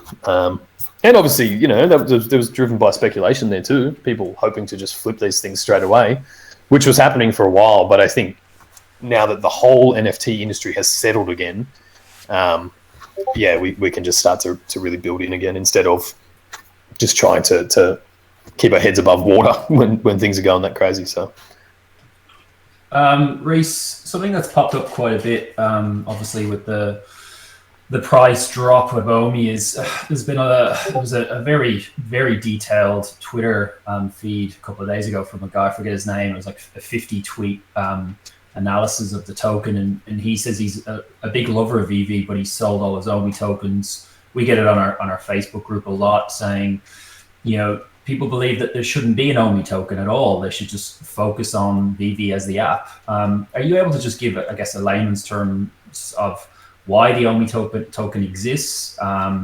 You know, your focus on that versus Veve. Yep. Yeah. So the token exists, you know, that when we first started raising money, you know, that was the route we chose to take. Now all of those tokens were sold essentially as future credits to be able to reclaim and purchase your collectibles on the platform, but just in general as a fundraising mechanism that crypto provides through whether it's an ICO or just a general token sale or whatever, is revolutionary in itself, right? It lets the little guy, it lets all of us choose where to put our money and to invest in something we believe in, as opposed to just trying to raise capital from VC and profit-driven companies. So, you know, we're always building this platform for users and for collectors, and that was one way for us to access that marketplace without unfairly cutting everybody out. So that's where the OMI token started, and that was the point, and that's why it got built into the ecosystem and remains so today, to reward those users. Now, we are a tech company, and obviously Veve is the platform and the product, and that has been built specifically for the mainstream. But that doesn't mean we wanted to build it in a way that disadvantaged or cut out the people who showed their faith in us in the first place, you know, and believed in our vision and the idea. Now, of course, along that journey, people are always going to drop off because they lose their belief or they don't have the conviction to follow that through, and that's fine. You know, if that's the way that people want to go about it, cool. But as I've said a few times, for people who truly understand the potentiality of Veve, and we all agree and believe that that's where this is going, it just seems a no-brainer to hold the token. I mean, to me anyway, right? Like it's as this tech builds out, as the adoption continues, as we leverage the 100+ brands and fan bases that we have, we are literally talking about millions and millions of people coming into the app, which will always be burning that token and reducing the supply over time. Now, it's not, I think most people in crypto lose interest if they don't go a million X in 5 seconds, right? Yeah. What most of the FUD and carry on is, this has always been a slow burn. You know, we saw some crazy growth as people recognized the platform, obviously, the first few months of this year. But yeah, the system's designed to slowly deflate the token supply over time, predicated on the sale of the NFTs, right? As more people come in, sales increase, market activity increases, token burn increases. So yeah, that's the integration. That was the reasoning behind having a token in the first place. It's just another way for us to open access to people and you know, potentially benefit their financial future. But like with any investment, you have to understand what it is you've invested in. You have to have the conviction that it's going to get there. And I, for one, have that conviction wholeheartedly. So for sure. And I guess my response to that. Sorry, Kay, 1 second. Oh yeah, sure. I'm invested in traditional shares, right? Traditional stocks, which I've actually sold quite a bit of recently. And you know, like, we don't have much of a say in those businesses, right? Whether it's BHP here or whatever stock you might have. Whereas with Veve, you know, we're chatting to you, we're chatting to Dan, we're in there, we're using it. The stickiness, as Trev said, is insane, right? I joked about it the other day. We need Veve Anonymous group because we're all addicts to it. Yeah. Cavel's YouTube yesterday about it won't just be, in my opinion, us buying NFTs, which will cause the burn of the tokens. It will be, you know, you'll have gamification. You'll be doing things in the Veveverse, which will also, you know, potentially burn. So it's not just going to be NFTs. So yeah, I'm invested strongly for those reasons. Correct. And as we stimulate the marketplace, you know, at the moment there's that 2.5% that's getting burnt, right? I think that economy becomes exponentially larger than purchasing from the store, you know. So even though it's a smaller percentage being burnt, like if you have 10 million people in that app and they're all actively trading collectibles between themselves to complete their sets, to earn master collector points, to, you know, all these other incentivization things to stimulate that economy, that the burn rate from that is just going through the roof, you know. And exactly, yeah. And how liquid it is, right? It's just so easy to do it. You just jump on there and you can buy and sell within literally seconds. Whereas now you try and get on eBay or something, you've got to send something. Yeah. It just seems old school, right? So, and you've got to find a collector that is interested enough to buy the thing you were selling, you know. Whereas, yeah, Veve brings it all in house. You've got a marketplace there. You can literally filter and search through these things and sell something to someone across the world in fractions of a second. You know, that in itself is a technology that will be exponentially adopted, and just a paradigm. You know, that's a new paradigm in collecting, as opposed to the physical world of collecting. And then, as you said, we build in more and more utilities for the token, right? I mean, there's going to be staking opportunities to increase your master collector ranking. The Veveverse will use the token. Like everything we build out from this point, we'll use that in some way. So yeah, it's absolutely not just going to be the sale of NFTs in the store. There's already other mechanisms there that reduce the supply over time, and we'll continue to build those in too. Obviously, because we're token holders as well, you know, like, I mean, we're creating value for everybody in doing that. You know, it's to everyone's benefit to do that. And then it maintains the stickiness, as you said, because it's just another way for people to be involved with what we're doing and with the product and the company. So, Right. And I think that, you know, just from being in crypto so long, I think a lot of people are new to, and have a kind of a skewed, you know, they kind of have a skewed outlook of crypto just because, you know, Dogecoin and of course Shiba and everything like that, where, you know, yes, there's gains, but if you backtrack a little bit, you know, tokens like Bitcoin or ADA, even Ethereum. I remember looking at Ethereum at like $6 or $10 and thinking that was expensive, but you know, that's all hindsight, right? And those are solid projects that now look, you know, they look amazing now, but it took years to build up to that. And I think that a lot of people that are new to crypto kind of have a, you know, need to maybe take a step back and kind of realize, like, for this to build up, you know, you obviously, like you were saying, you know, with all the, you know, all like the master collectors, staking and things like that, like that's going to build up. And I think people need to, you know, take a step back and realize, you know, and smell the coffee on that a little bit. So that's my little soapbox. Yeah, there's a lot of instant gratification going on, and you know, it's people just need to kind of slow down, back up, let the app do its thing, let the market do its thing, you know. Correct. And I think it's pretty crucial to remember that a lot of people are new to crypto, right? Anyone who's joined crypto in the last 6 months has just seen the number go up, right, until this week. And they really get complacent, and they think that that's what it is. It's really easy to make money because you just throw $100 at some dog shit coin and it's going to go through the roof because everybody else says it is, you know. And those same investors, and I say investors very loosely, are going to learn the hard way that if there's nothing backing that token except for hype, that token is going to nothing, you know. Whereas we are, and I say this to people all the time, literally one of the only projects in crypto that has a user base and a real product. You know, everyone froths on Cardano, and I'm a fan of the chain. There's nothing built on it. There are no users on Cardano, and it has a $60 billion valuation right now. You know, so yeah, I just think a bit of perspective is important. I think a lot of people are going to get burnt buying all these hype coins. I know, right? I saw it happen in 2017. I've been through this. I sat through crypto winter for 2.5 years, learning about the space and understanding what actually gives these things long-term value, right? And as you just said, Ethereum at $6 seemed expensive, and it probably was then.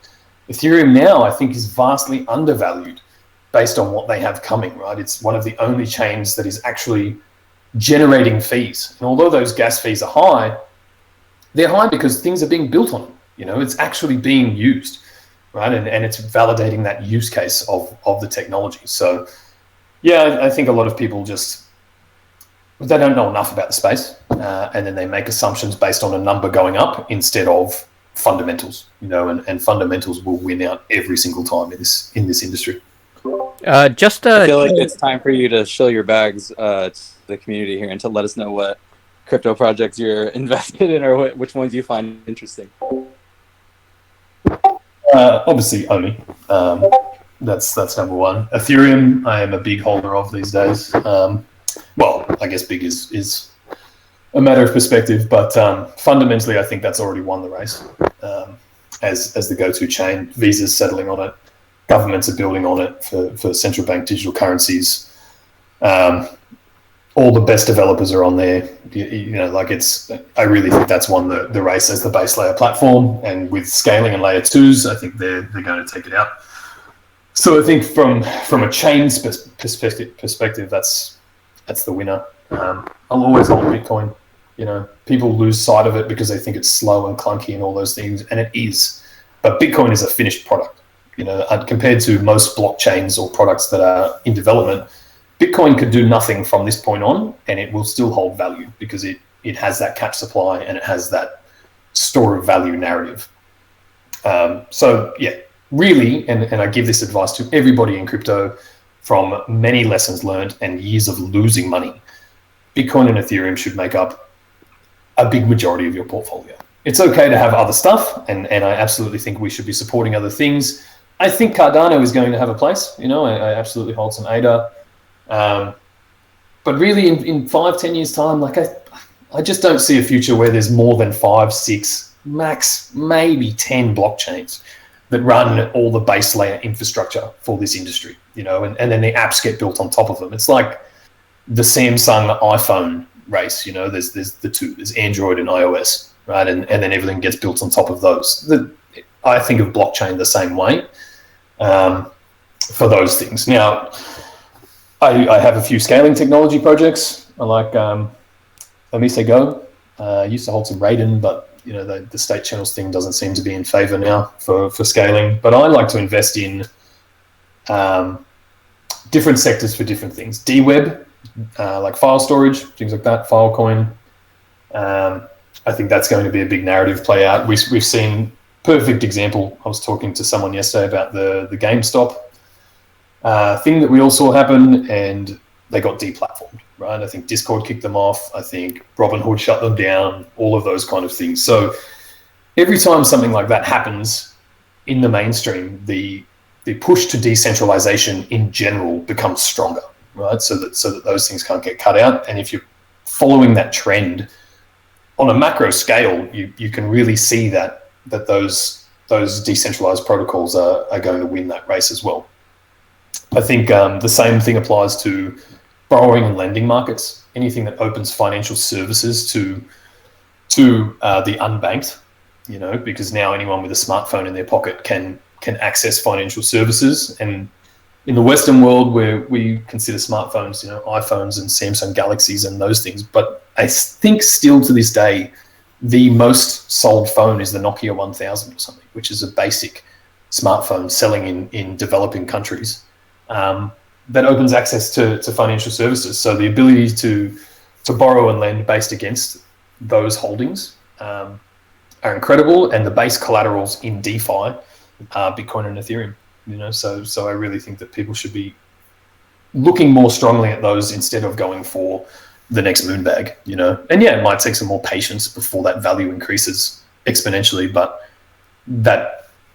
I think it's a safer play to have value adoption come from fundamentals and from use than from speculation. And I think everyone would agree with that. Yeah, absolutely. The Good insight there. Yeah, not sure what's in my bags, but yeah, I think that's the message I want to drive home more than anything. Yeah, I agree. I think I call them to my friends, you know, when they're asking me about crypto. You know, I say, you know, don't pay attention to all these hype coins, and put your money into blue chip crypto. Like, you know, obviously like Bitcoin, Ethereum. I think ADA will have some use cases. Obviously, like you were saying, Ethereum is kind of top dog. I mean, you don't even have to look around too much to find, you know, top projects on Ethereum. And like you're saying, there's a few other projects, but yeah, I had a buddy of mine invest into Shiba, and you know, he didn't know, he's new to crypto, didn't know when to take out. You know, my buddy said, hey, you need to get out, you need to take half those gains out. He didn't listen, and you know, now he has no gains. So lesson learned there. So yeah, hopefully, you know, I mean, I personally had to learn that lesson a few times before it actually sunk in, and I dare say that you know, people either see that happen and get turned off from the industry, or they recognize the opportunity and dive in. You know, and as most of us have probably learned, once you go down that rabbit hole, you're in. You know, you can't unlearn this stuff. And I for one, you know, investing for me started with crypto. I wasn't one I don't have a share portfolio or you know, and all of those kind of things. But as you dive into the world of crypto, you actually take on macro finance and economics. You have to understand what is taking place in the world, inflation rates and money printing and quantitative easing and all of these kind of things, because they're all the narrative drivers for a finite asset, and one that is controlled by the people instead of the state, and all of those reasons that I think people really get excited about crypto when they understand it. And look, it's on all of us that already do understand that to bring people into the ecosystem properly, instead of hyping up crap coins just to try and turn a profit. Because everyone likes to think, I would have got in then and I would have sold out there and I would have made this much money. But no, you wouldn't have. You wouldn't know. To overcome that lizard brain and that tells you to sell when things are topping, instead of having that little bit of greed that goes, it'll go a little bit higher. It'll go a little bit higher, and then it burns. I think it's the responsibility of everybody who understands crypto to educate people as much as possible, instead of just hyping things up. Hey, Rhys, if I could bring it back to the OMI token for a second. Am I wrong in thinking with the tokenomics that OMI has that it's possible that it's bear market proof later down the line? I don't think anything is bear market proof. I think we have absolutely designed our tokenomics to perform regardless of market conditions, right? And that is the beauty of having a real world product that fans and collectors want, instead of just speculators. So yeah, absolutely. I think we will perform better than most if we go into a bear market. Whether we go into a 2-year-long crypto winter again, I have no idea. And that will depend on what kind of players are in the game. Are the majority of OMI token holders speculators, or do they understand the tokenomics and believe in the future of that platform? Now, regardless of whether they do or not, when people start losing money or feel like they're losing money, or they have real world things to pay for, you're always going to liquidate whatever assets you have to, right? So yeah, I think if everything goes into a big bear market again, we're not proof. We're not going to absolutely avoid that downturn, but through that, we will continue to build Veve as the product, and as that adoption continues, really benefits token holders. So yeah, I think we have one of the best chances compared to most projects in the space to survive that again and to push through. I mean, look, we've just made it through crypto winter, right? We had a raise. Well, our first raise in 2018 didn't come off. And then we ended up we had to go back to the drawing board, restructure the business, did a private raise, went to IEO, and then we've bootstrapped the crap out of this for the last 4 years to bring it to where it is. So yeah, I have no doubt that we survive, but I can't speak to the token value during that time. That depends on everybody in the space. Just on that point about the token. Oh, go ahead, Michael. Oh, you can make your point about the token, because I was going to switch it up a tiny bit. Yeah, yeah, sure. Yeah, cool. So on the point of tokenomics, so just going back to the point, I think Mark raised it about the guy who did like quite an in-depth analysis on, he modeled like the burn rate and everything. And I've kind of been quite outspoken that, although I didn't disagree with the numbers or anything, that you can't really model accurately the tokenomics of, how the OMI token is going to burn, because you've alluded as well in the past that there can be additional burns added on, burn events, and you also alluded that when OMI is swapping over to the new chain, that's an ample opportunity to potentially burn tokens as well. And we don't have all of this information right now at present to make an accurate model. So would you say that you can't actually accurately predict the burn rate right now, and will we see additional burns? I absolutely can say that. Yeah, you can't accurately model it. I haven't seen this thread, so I don't know what numbers he was using, but that burn rate increases as the user base increases as well. So I imagine you would have to make some pretty big assumptions as to how many users, how active they are, all of those things. You also can't integrate the new utilities, what effect staking will have on the token, all of those kind of things, because a lot of that information just isn't available yet too. I acknowledge that. So yeah, there is that. And yes, we have indeed alluded to extra burn events. When we switch over to immutable, maybe we just leave some tokens behind in those reserves as well, because we don't need a 50-year token supply in there. It's actually been an advantage to the way that it was initially designed, that we do have a lot of tokens. So it gives us a lot of opportunity there. As many of you know, there was the 97 billion that got locked away forever. And we were still thankfully and happily in a position to actually just leave those be. Whereas, I think some projects might have forked to reclaim them. So yeah, there's definitely potentiality there. I don't want to go out and give people massive ideas. That will depend on the transition itself, and we'll release more information on that as we go. But yeah, it's definitely on the cards. I just wanted to add on to Rhys's response to the Gale.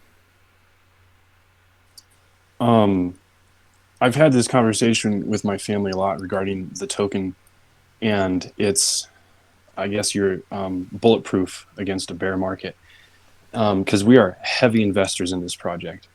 And my background personally has come from being in collectibles since I was a child. My first collectible was when I was, I think, 5 years old, and it was a Star Trek action figure. And my choice was to open it or not. I made the bad choice, but that's besides the point.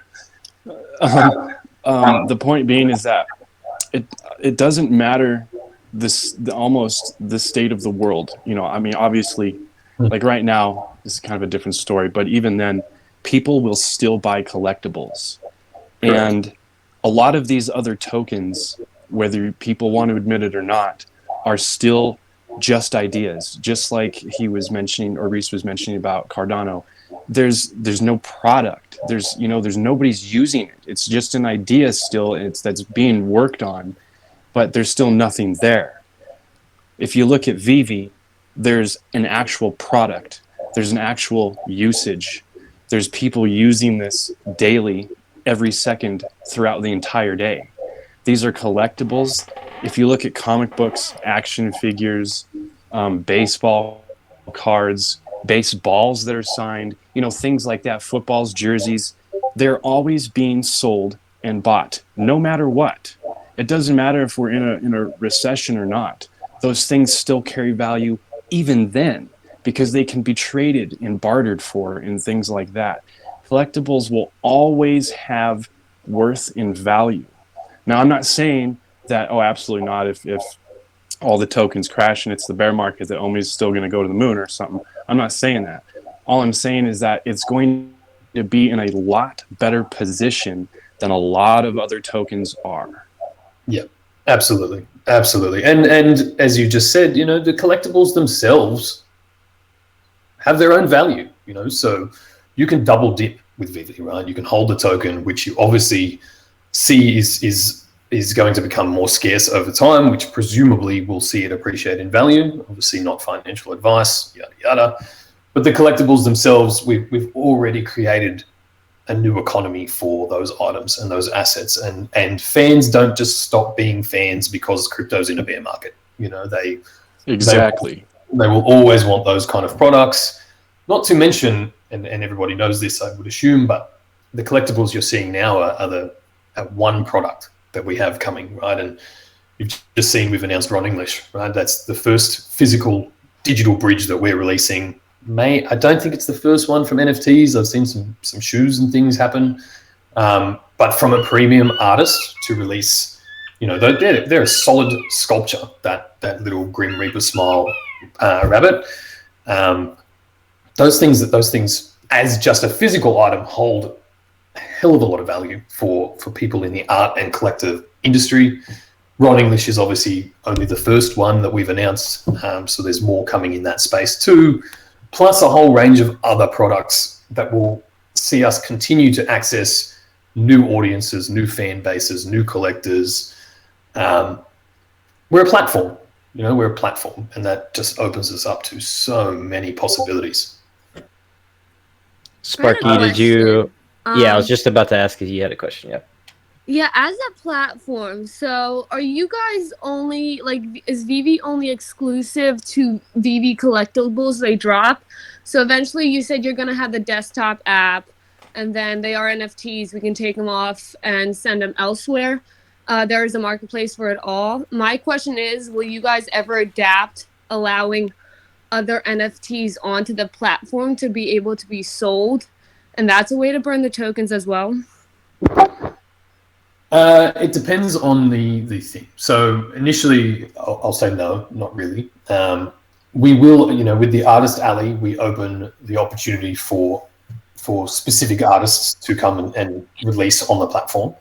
Okay. But it will still be curated. It's not going to become like a Rareable or a Nifty Gateway or something like that, where user-generated content can be sold through the market.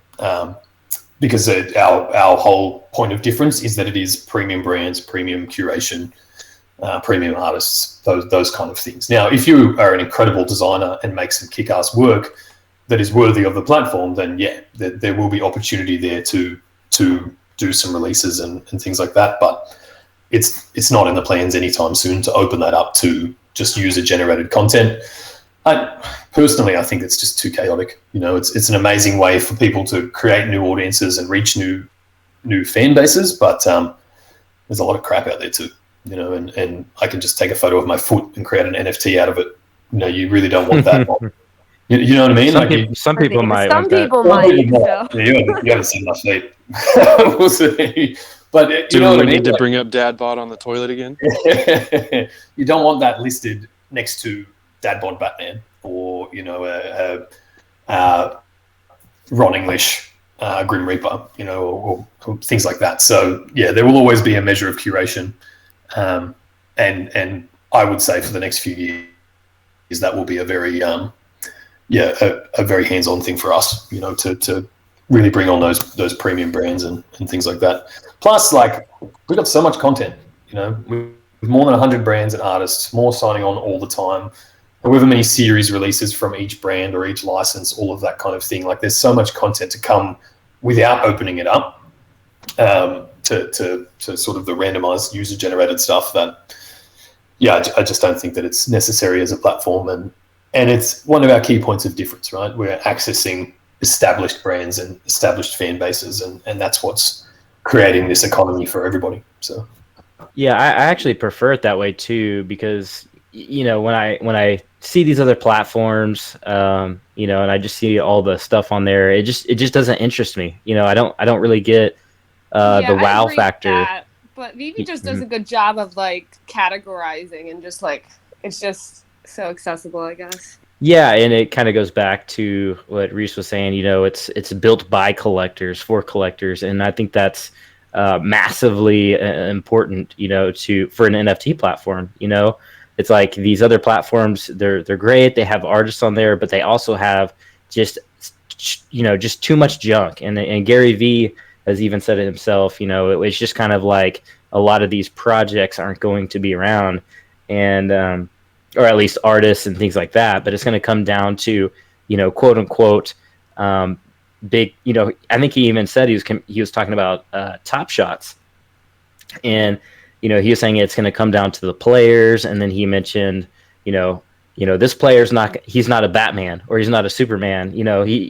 Nobody knows this guy, but, in 1 year that dunk is not going to be worth what it was this year during the bull market. So yeah, but they like messed up with the whole marketing of everything and that. I don't know what they did with releases and stuff.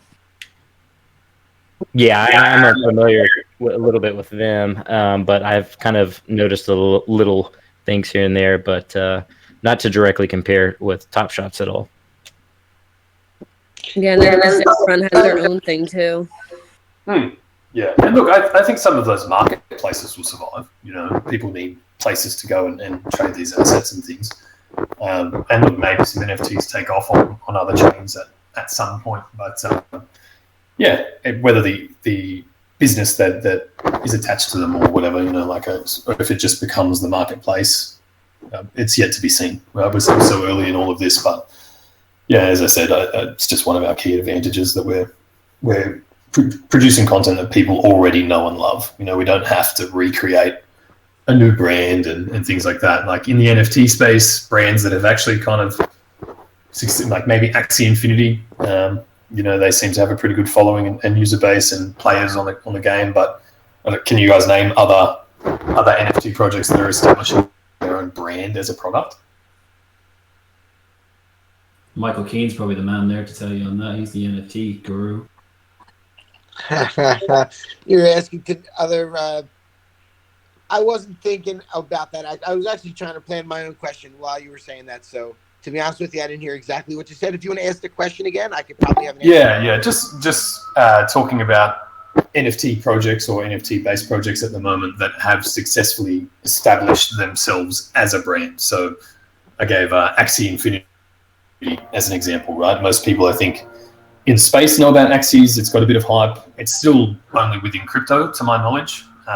Gods Unchained might be another example as a game that stands to penetrate a bit further, as its own entity. But yeah, these marketplaces, yeah, go for it.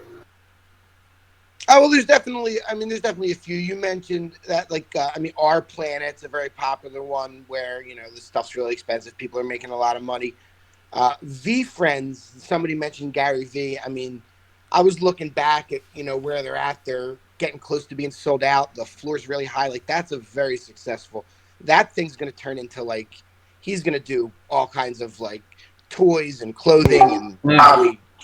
But see, that's leveraging his brand, right? He is already established. Okay, fair enough, sure. Yeah.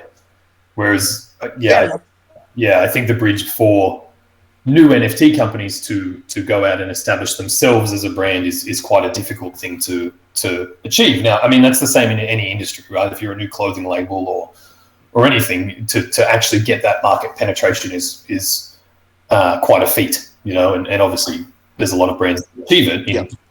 Oh yeah, no, you guys have done. Yeah, I'm not trying to poo-poo anything. You guys, have done, no doubt. Yeah, and I guess that's the point I'm making. Yeah. We are able to leverage these existing fan bases and brands to establish ourselves, as opposed to starting from a blank slate and trying to build that audience and educate them on how.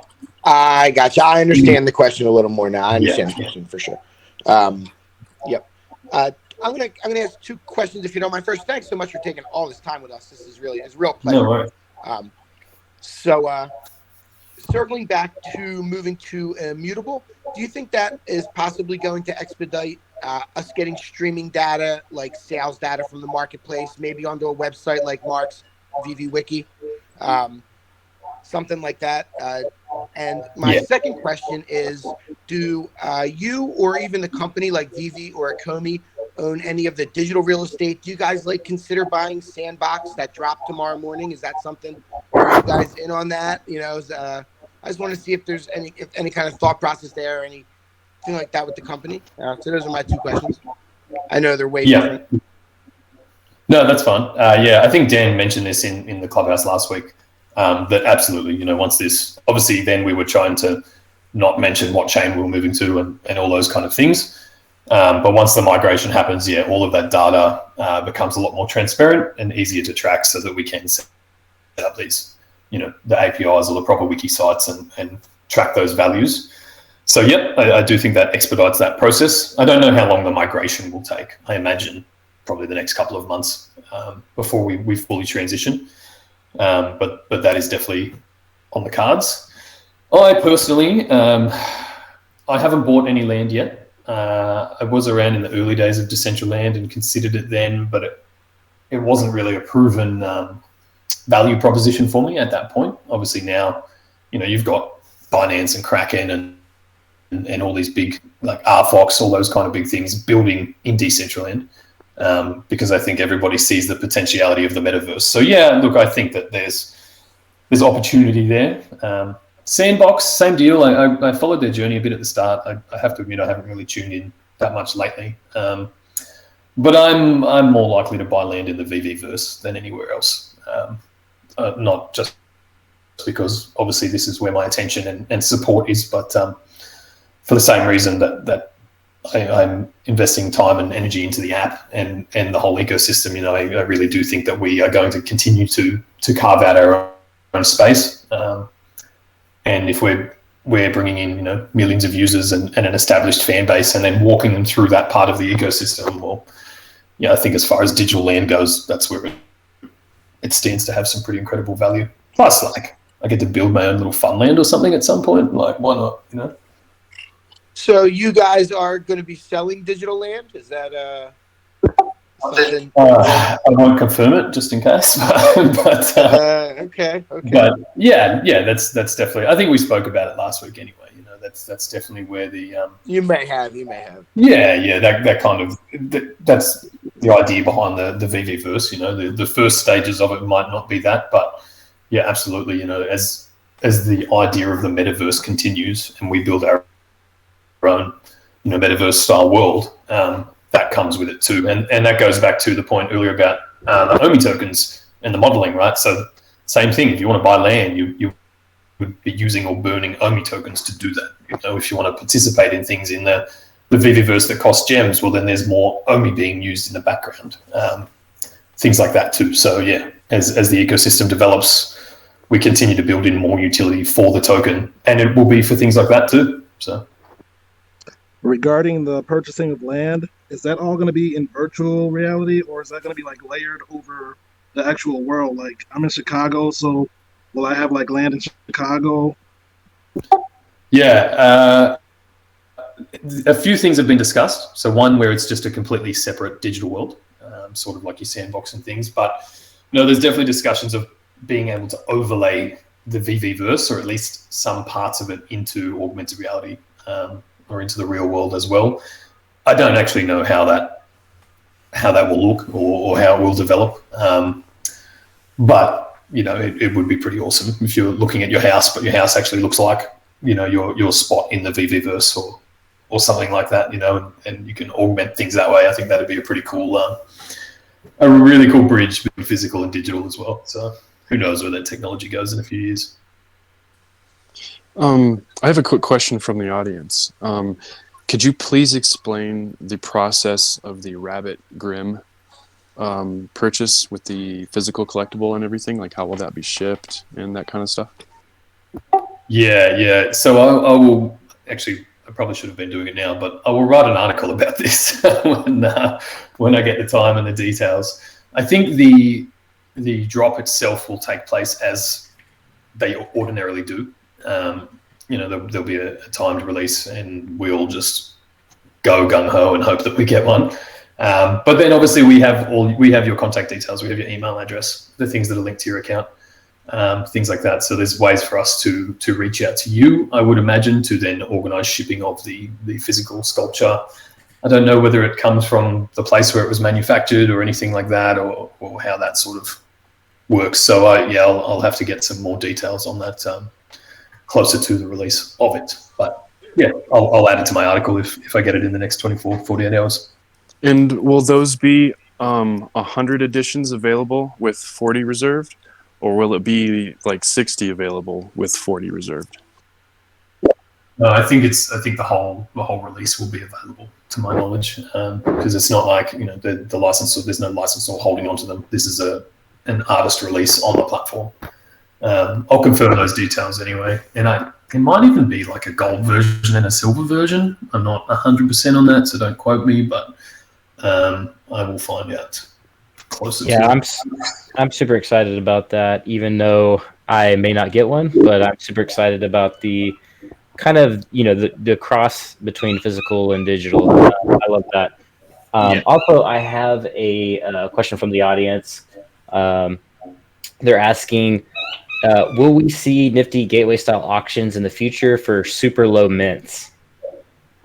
How do they run their auctions? Yeah, I'm not quite sure either. Okay, I don't know then. They do it a bunch of different ways. Some of them are actually drawings where it'll say there's 100 of them and they cost, you know, whatever the number is, $200, $500. Sometimes it's $5, and everybody puts in, and you don't have to pay it unless you win, but they do the drawing.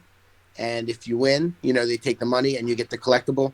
They also have silent auctions. They have a bunch of different ways. They have open editions where it might last for 5 minutes, and however many people buy it.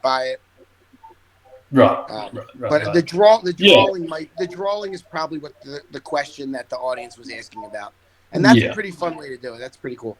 They also have open editions where a particular model will actually be printed an unlimited amount of times, but only within a certain time period.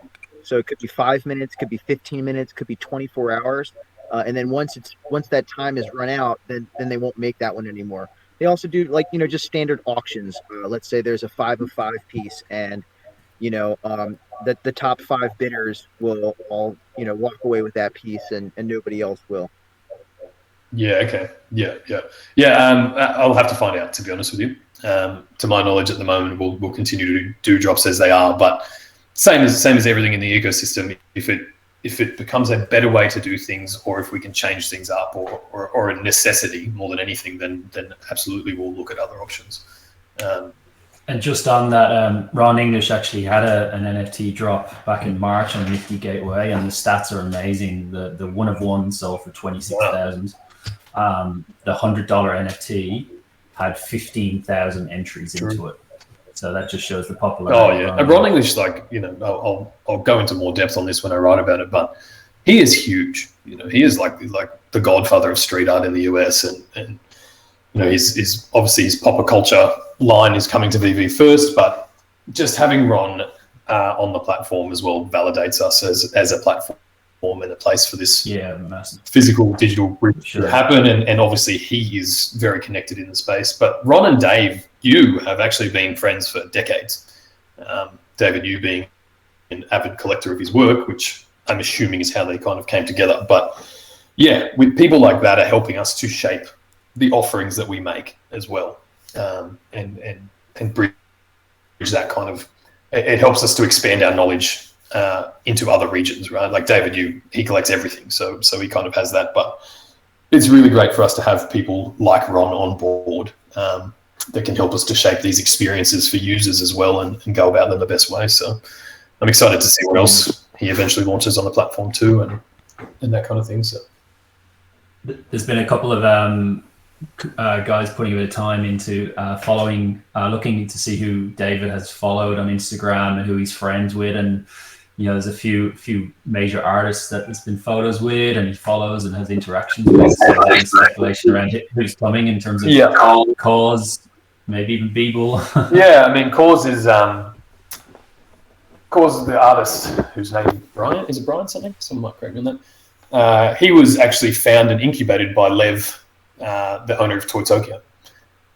So I don't know if you've seen that Toy Tokyo article there, but Lev being in the designer toy world and art world and things like that. So when you really dig through the pieces and realize that they're the kind of people that we have helping us and working with us, Lev from Toy Tokyo, obviously all of their industry connections, artists like Ron, stuff like that. I think every week people can see how far and wide this vision truly goes, and what it stands to encompass. So there's a lot of interesting pieces that'll come together over the next few years as more consumers become used to the digital side of collecting and digital art as well. I will say to that for sure. I think it's on David Yu's Instagram, but there's a video, a bit of a walkthrough of one of his actual showroom. Has anybody seen that? Yeah, he put it posted a while back. It's amazing, his collection. Yeah, right. It's like an episode off of MTV Cribs or something. Yeah, for sure. And look, I'm not. Go. Even the dinosaur teaser he gave, you could see Louis Vuitton poster on the background, so people are speculating that that's coming. Right. Yeah. Well, I think if you go through that, you can see some Ron English work in the background of that video. I think it's that one. Very cool. Yeah, not to throw out some speculation, but David is a big fan of quite a lot of things, and I have no doubt that as a fan, he's going to try and get the things he loves on the platform. So we'll see. I would love to see that as well. I saw a few things that I really love, that I'm a fan of as well. And I'm not going to name drop to avoid speculation, but I would love to see some of what David collects in the app as well.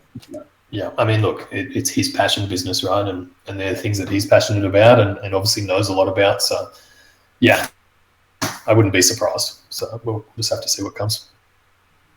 I'm interested, Rhys, to see, with the physical virtual combo in terms of the resale price for the NFTs, because and we're seeing with these other ones where they've done combos, is when you want to resell your ultra rare gold bunny, are you reselling just the NFT? Will people say, hey, I'll post you out the model as well? Obviously that there's a risk in that. So not just for Veve, I'm just thinking in general with all these NFTs that give physical items with them. Yeah, I agree. I'm curious to see what happens there too. I guess once you're the owner of it, it's up to you, right? If you want to sell that sculpture separately, if you want to sell the digital version separately, I think we'll probably see two separate economies pop up from this one. But also, I think people trying to get these things, obviously there's going to be speculators, but if I get my hands on one of those sculptures, I'm not going to let that thing go. No way. Heck no, man. Heck no. Yeah, that's an item, and yeah, I think that most people will have that point of view. You might eventually sell the digital one, but the digital version, other than being its own amazing AR collectible like we've already got with Batman and things, is a little bragging rights piece as well, right? Like I got that physical one, or presumably anyway. So yeah, I don't know if I would let go of either of them. I'm sure they'll both fetch a price, but same thing, right? Now we're going to see, as we just mentioned, like the process to sell a physical collectible is much more involved than selling the digital one. So yeah, it'll be interesting to see if it changes hands, how quickly it changes hands, what the demand is for it, all of that kind of thing too. Yeah, I think you guys will have to make sure you put a nice obvious disclaimer of that, there's no responsibility for Veve if the physical doesn't get sent and stuff like that, because you will have people scamming and undoubtedly. People always try to get free stuff out of you. Yeah. It's just the nature of the beast. But yeah, I think that any physical sales will be off app anyway, so they're not part of our responsibility. We manage the digital side. But yeah, might take one or two more guys, and then I wouldn't mind getting some breakfast into me, to be honest. Yeah, thanks for hopping on and sharing so much your knowledge with us, and we appreciate you for being here. So I did a yes, we appreciate you so much. Immutable X last night, and I was wondering. I noticed that they allow people to mint on their platform. Mm-hmm. So will all Veve drops be minted on the Veve app, or will you guys be minting on the Immutable X in the future? So yeah, the NFTs themselves are minted on Immutable. That's how they're created. They'll have their own minting contracts or whatever, but they'll be available in the Veve app, right? Or there's some sort of back-end integration there through our tech stack to mint them on the chain, same as it is at the moment. So yeah, but Immutable, it's important to remember if you think of Immutable like the iPhone, and we're an app on Immutable, right? So other platforms and other tech stacks can build on top of it too. If there's say like a Nifty style marketplace that springs up on Immutable specifically, you'll be able to mint your own things as a content creator or whatever. So Immutable provides the chain, and all that sort of base layer infrastructure, and then the companies like us build on top of it. So yeah, does that answer your question? Yeah, I think so. Thanks. Is it a pure coincidence, Rhys, that Immutable is headquartered in Sydney, right where you are? It's quite handy. That a bit of backstory there. Alex Saunders, if you guys, I don't know if you follow Alex News at all, probably the best voice in crypto, to be honest. Doesn't put out as much content these days because he has a members platform, but I got talking to him when we did an interview. We actually did, I think our very first Ecomi interview was with Alex for the Secure Wallet 3 or 4 years ago. Yeah. And since then, I have been in his community. I've just kind of joined, being Australian.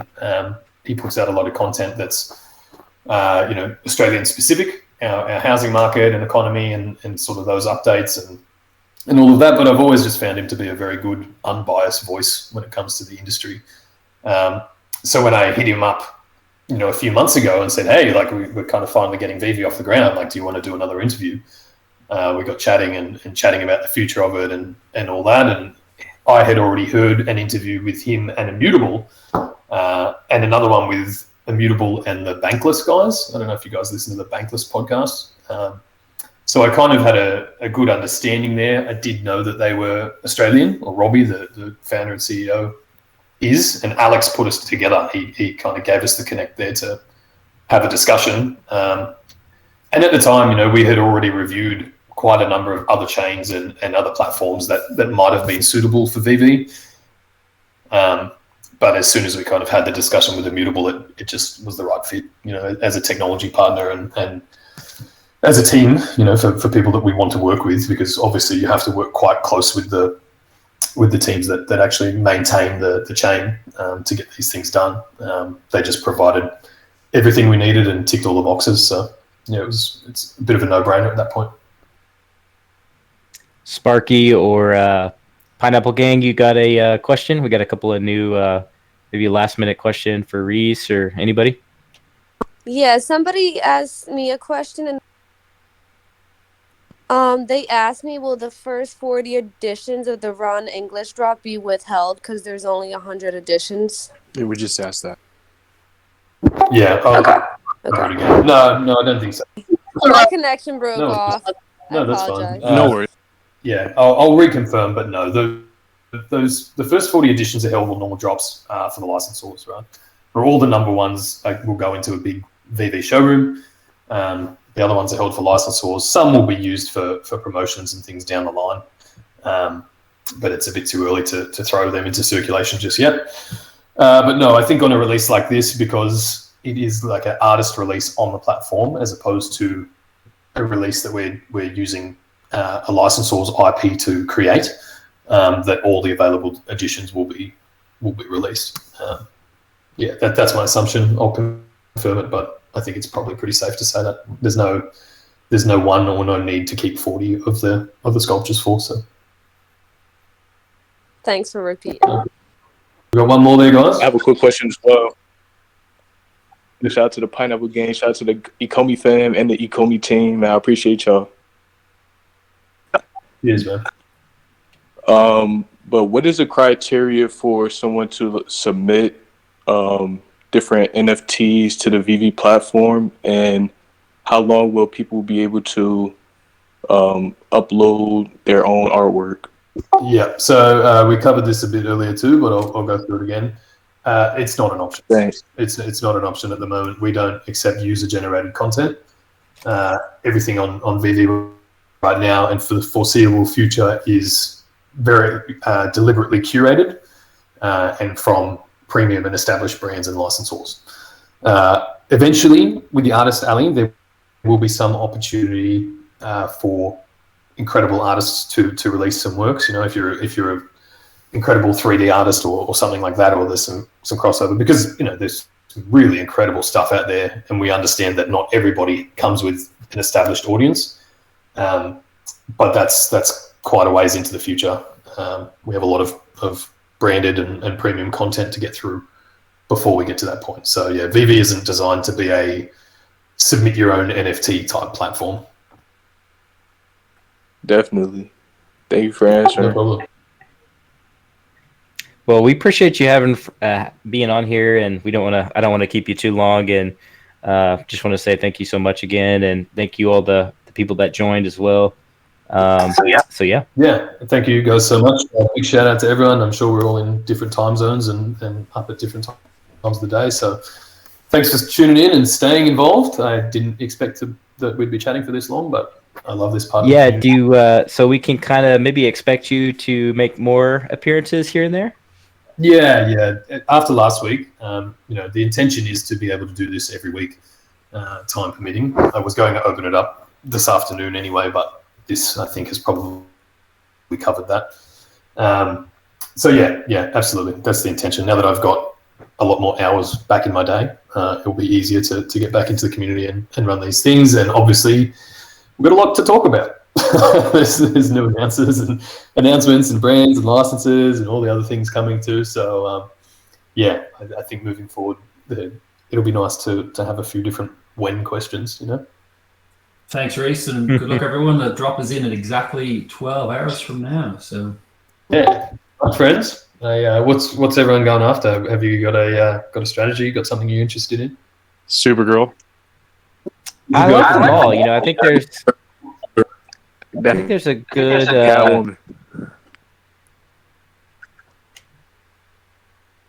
Go for it, Carl. Oh, I was just gonna say, I think there's something for everybody. You know, there's a good mixture. Personally, the Batgirl, is it Batgirl? It's Batgirl, right? Not Batwoman. That one personally looks really good.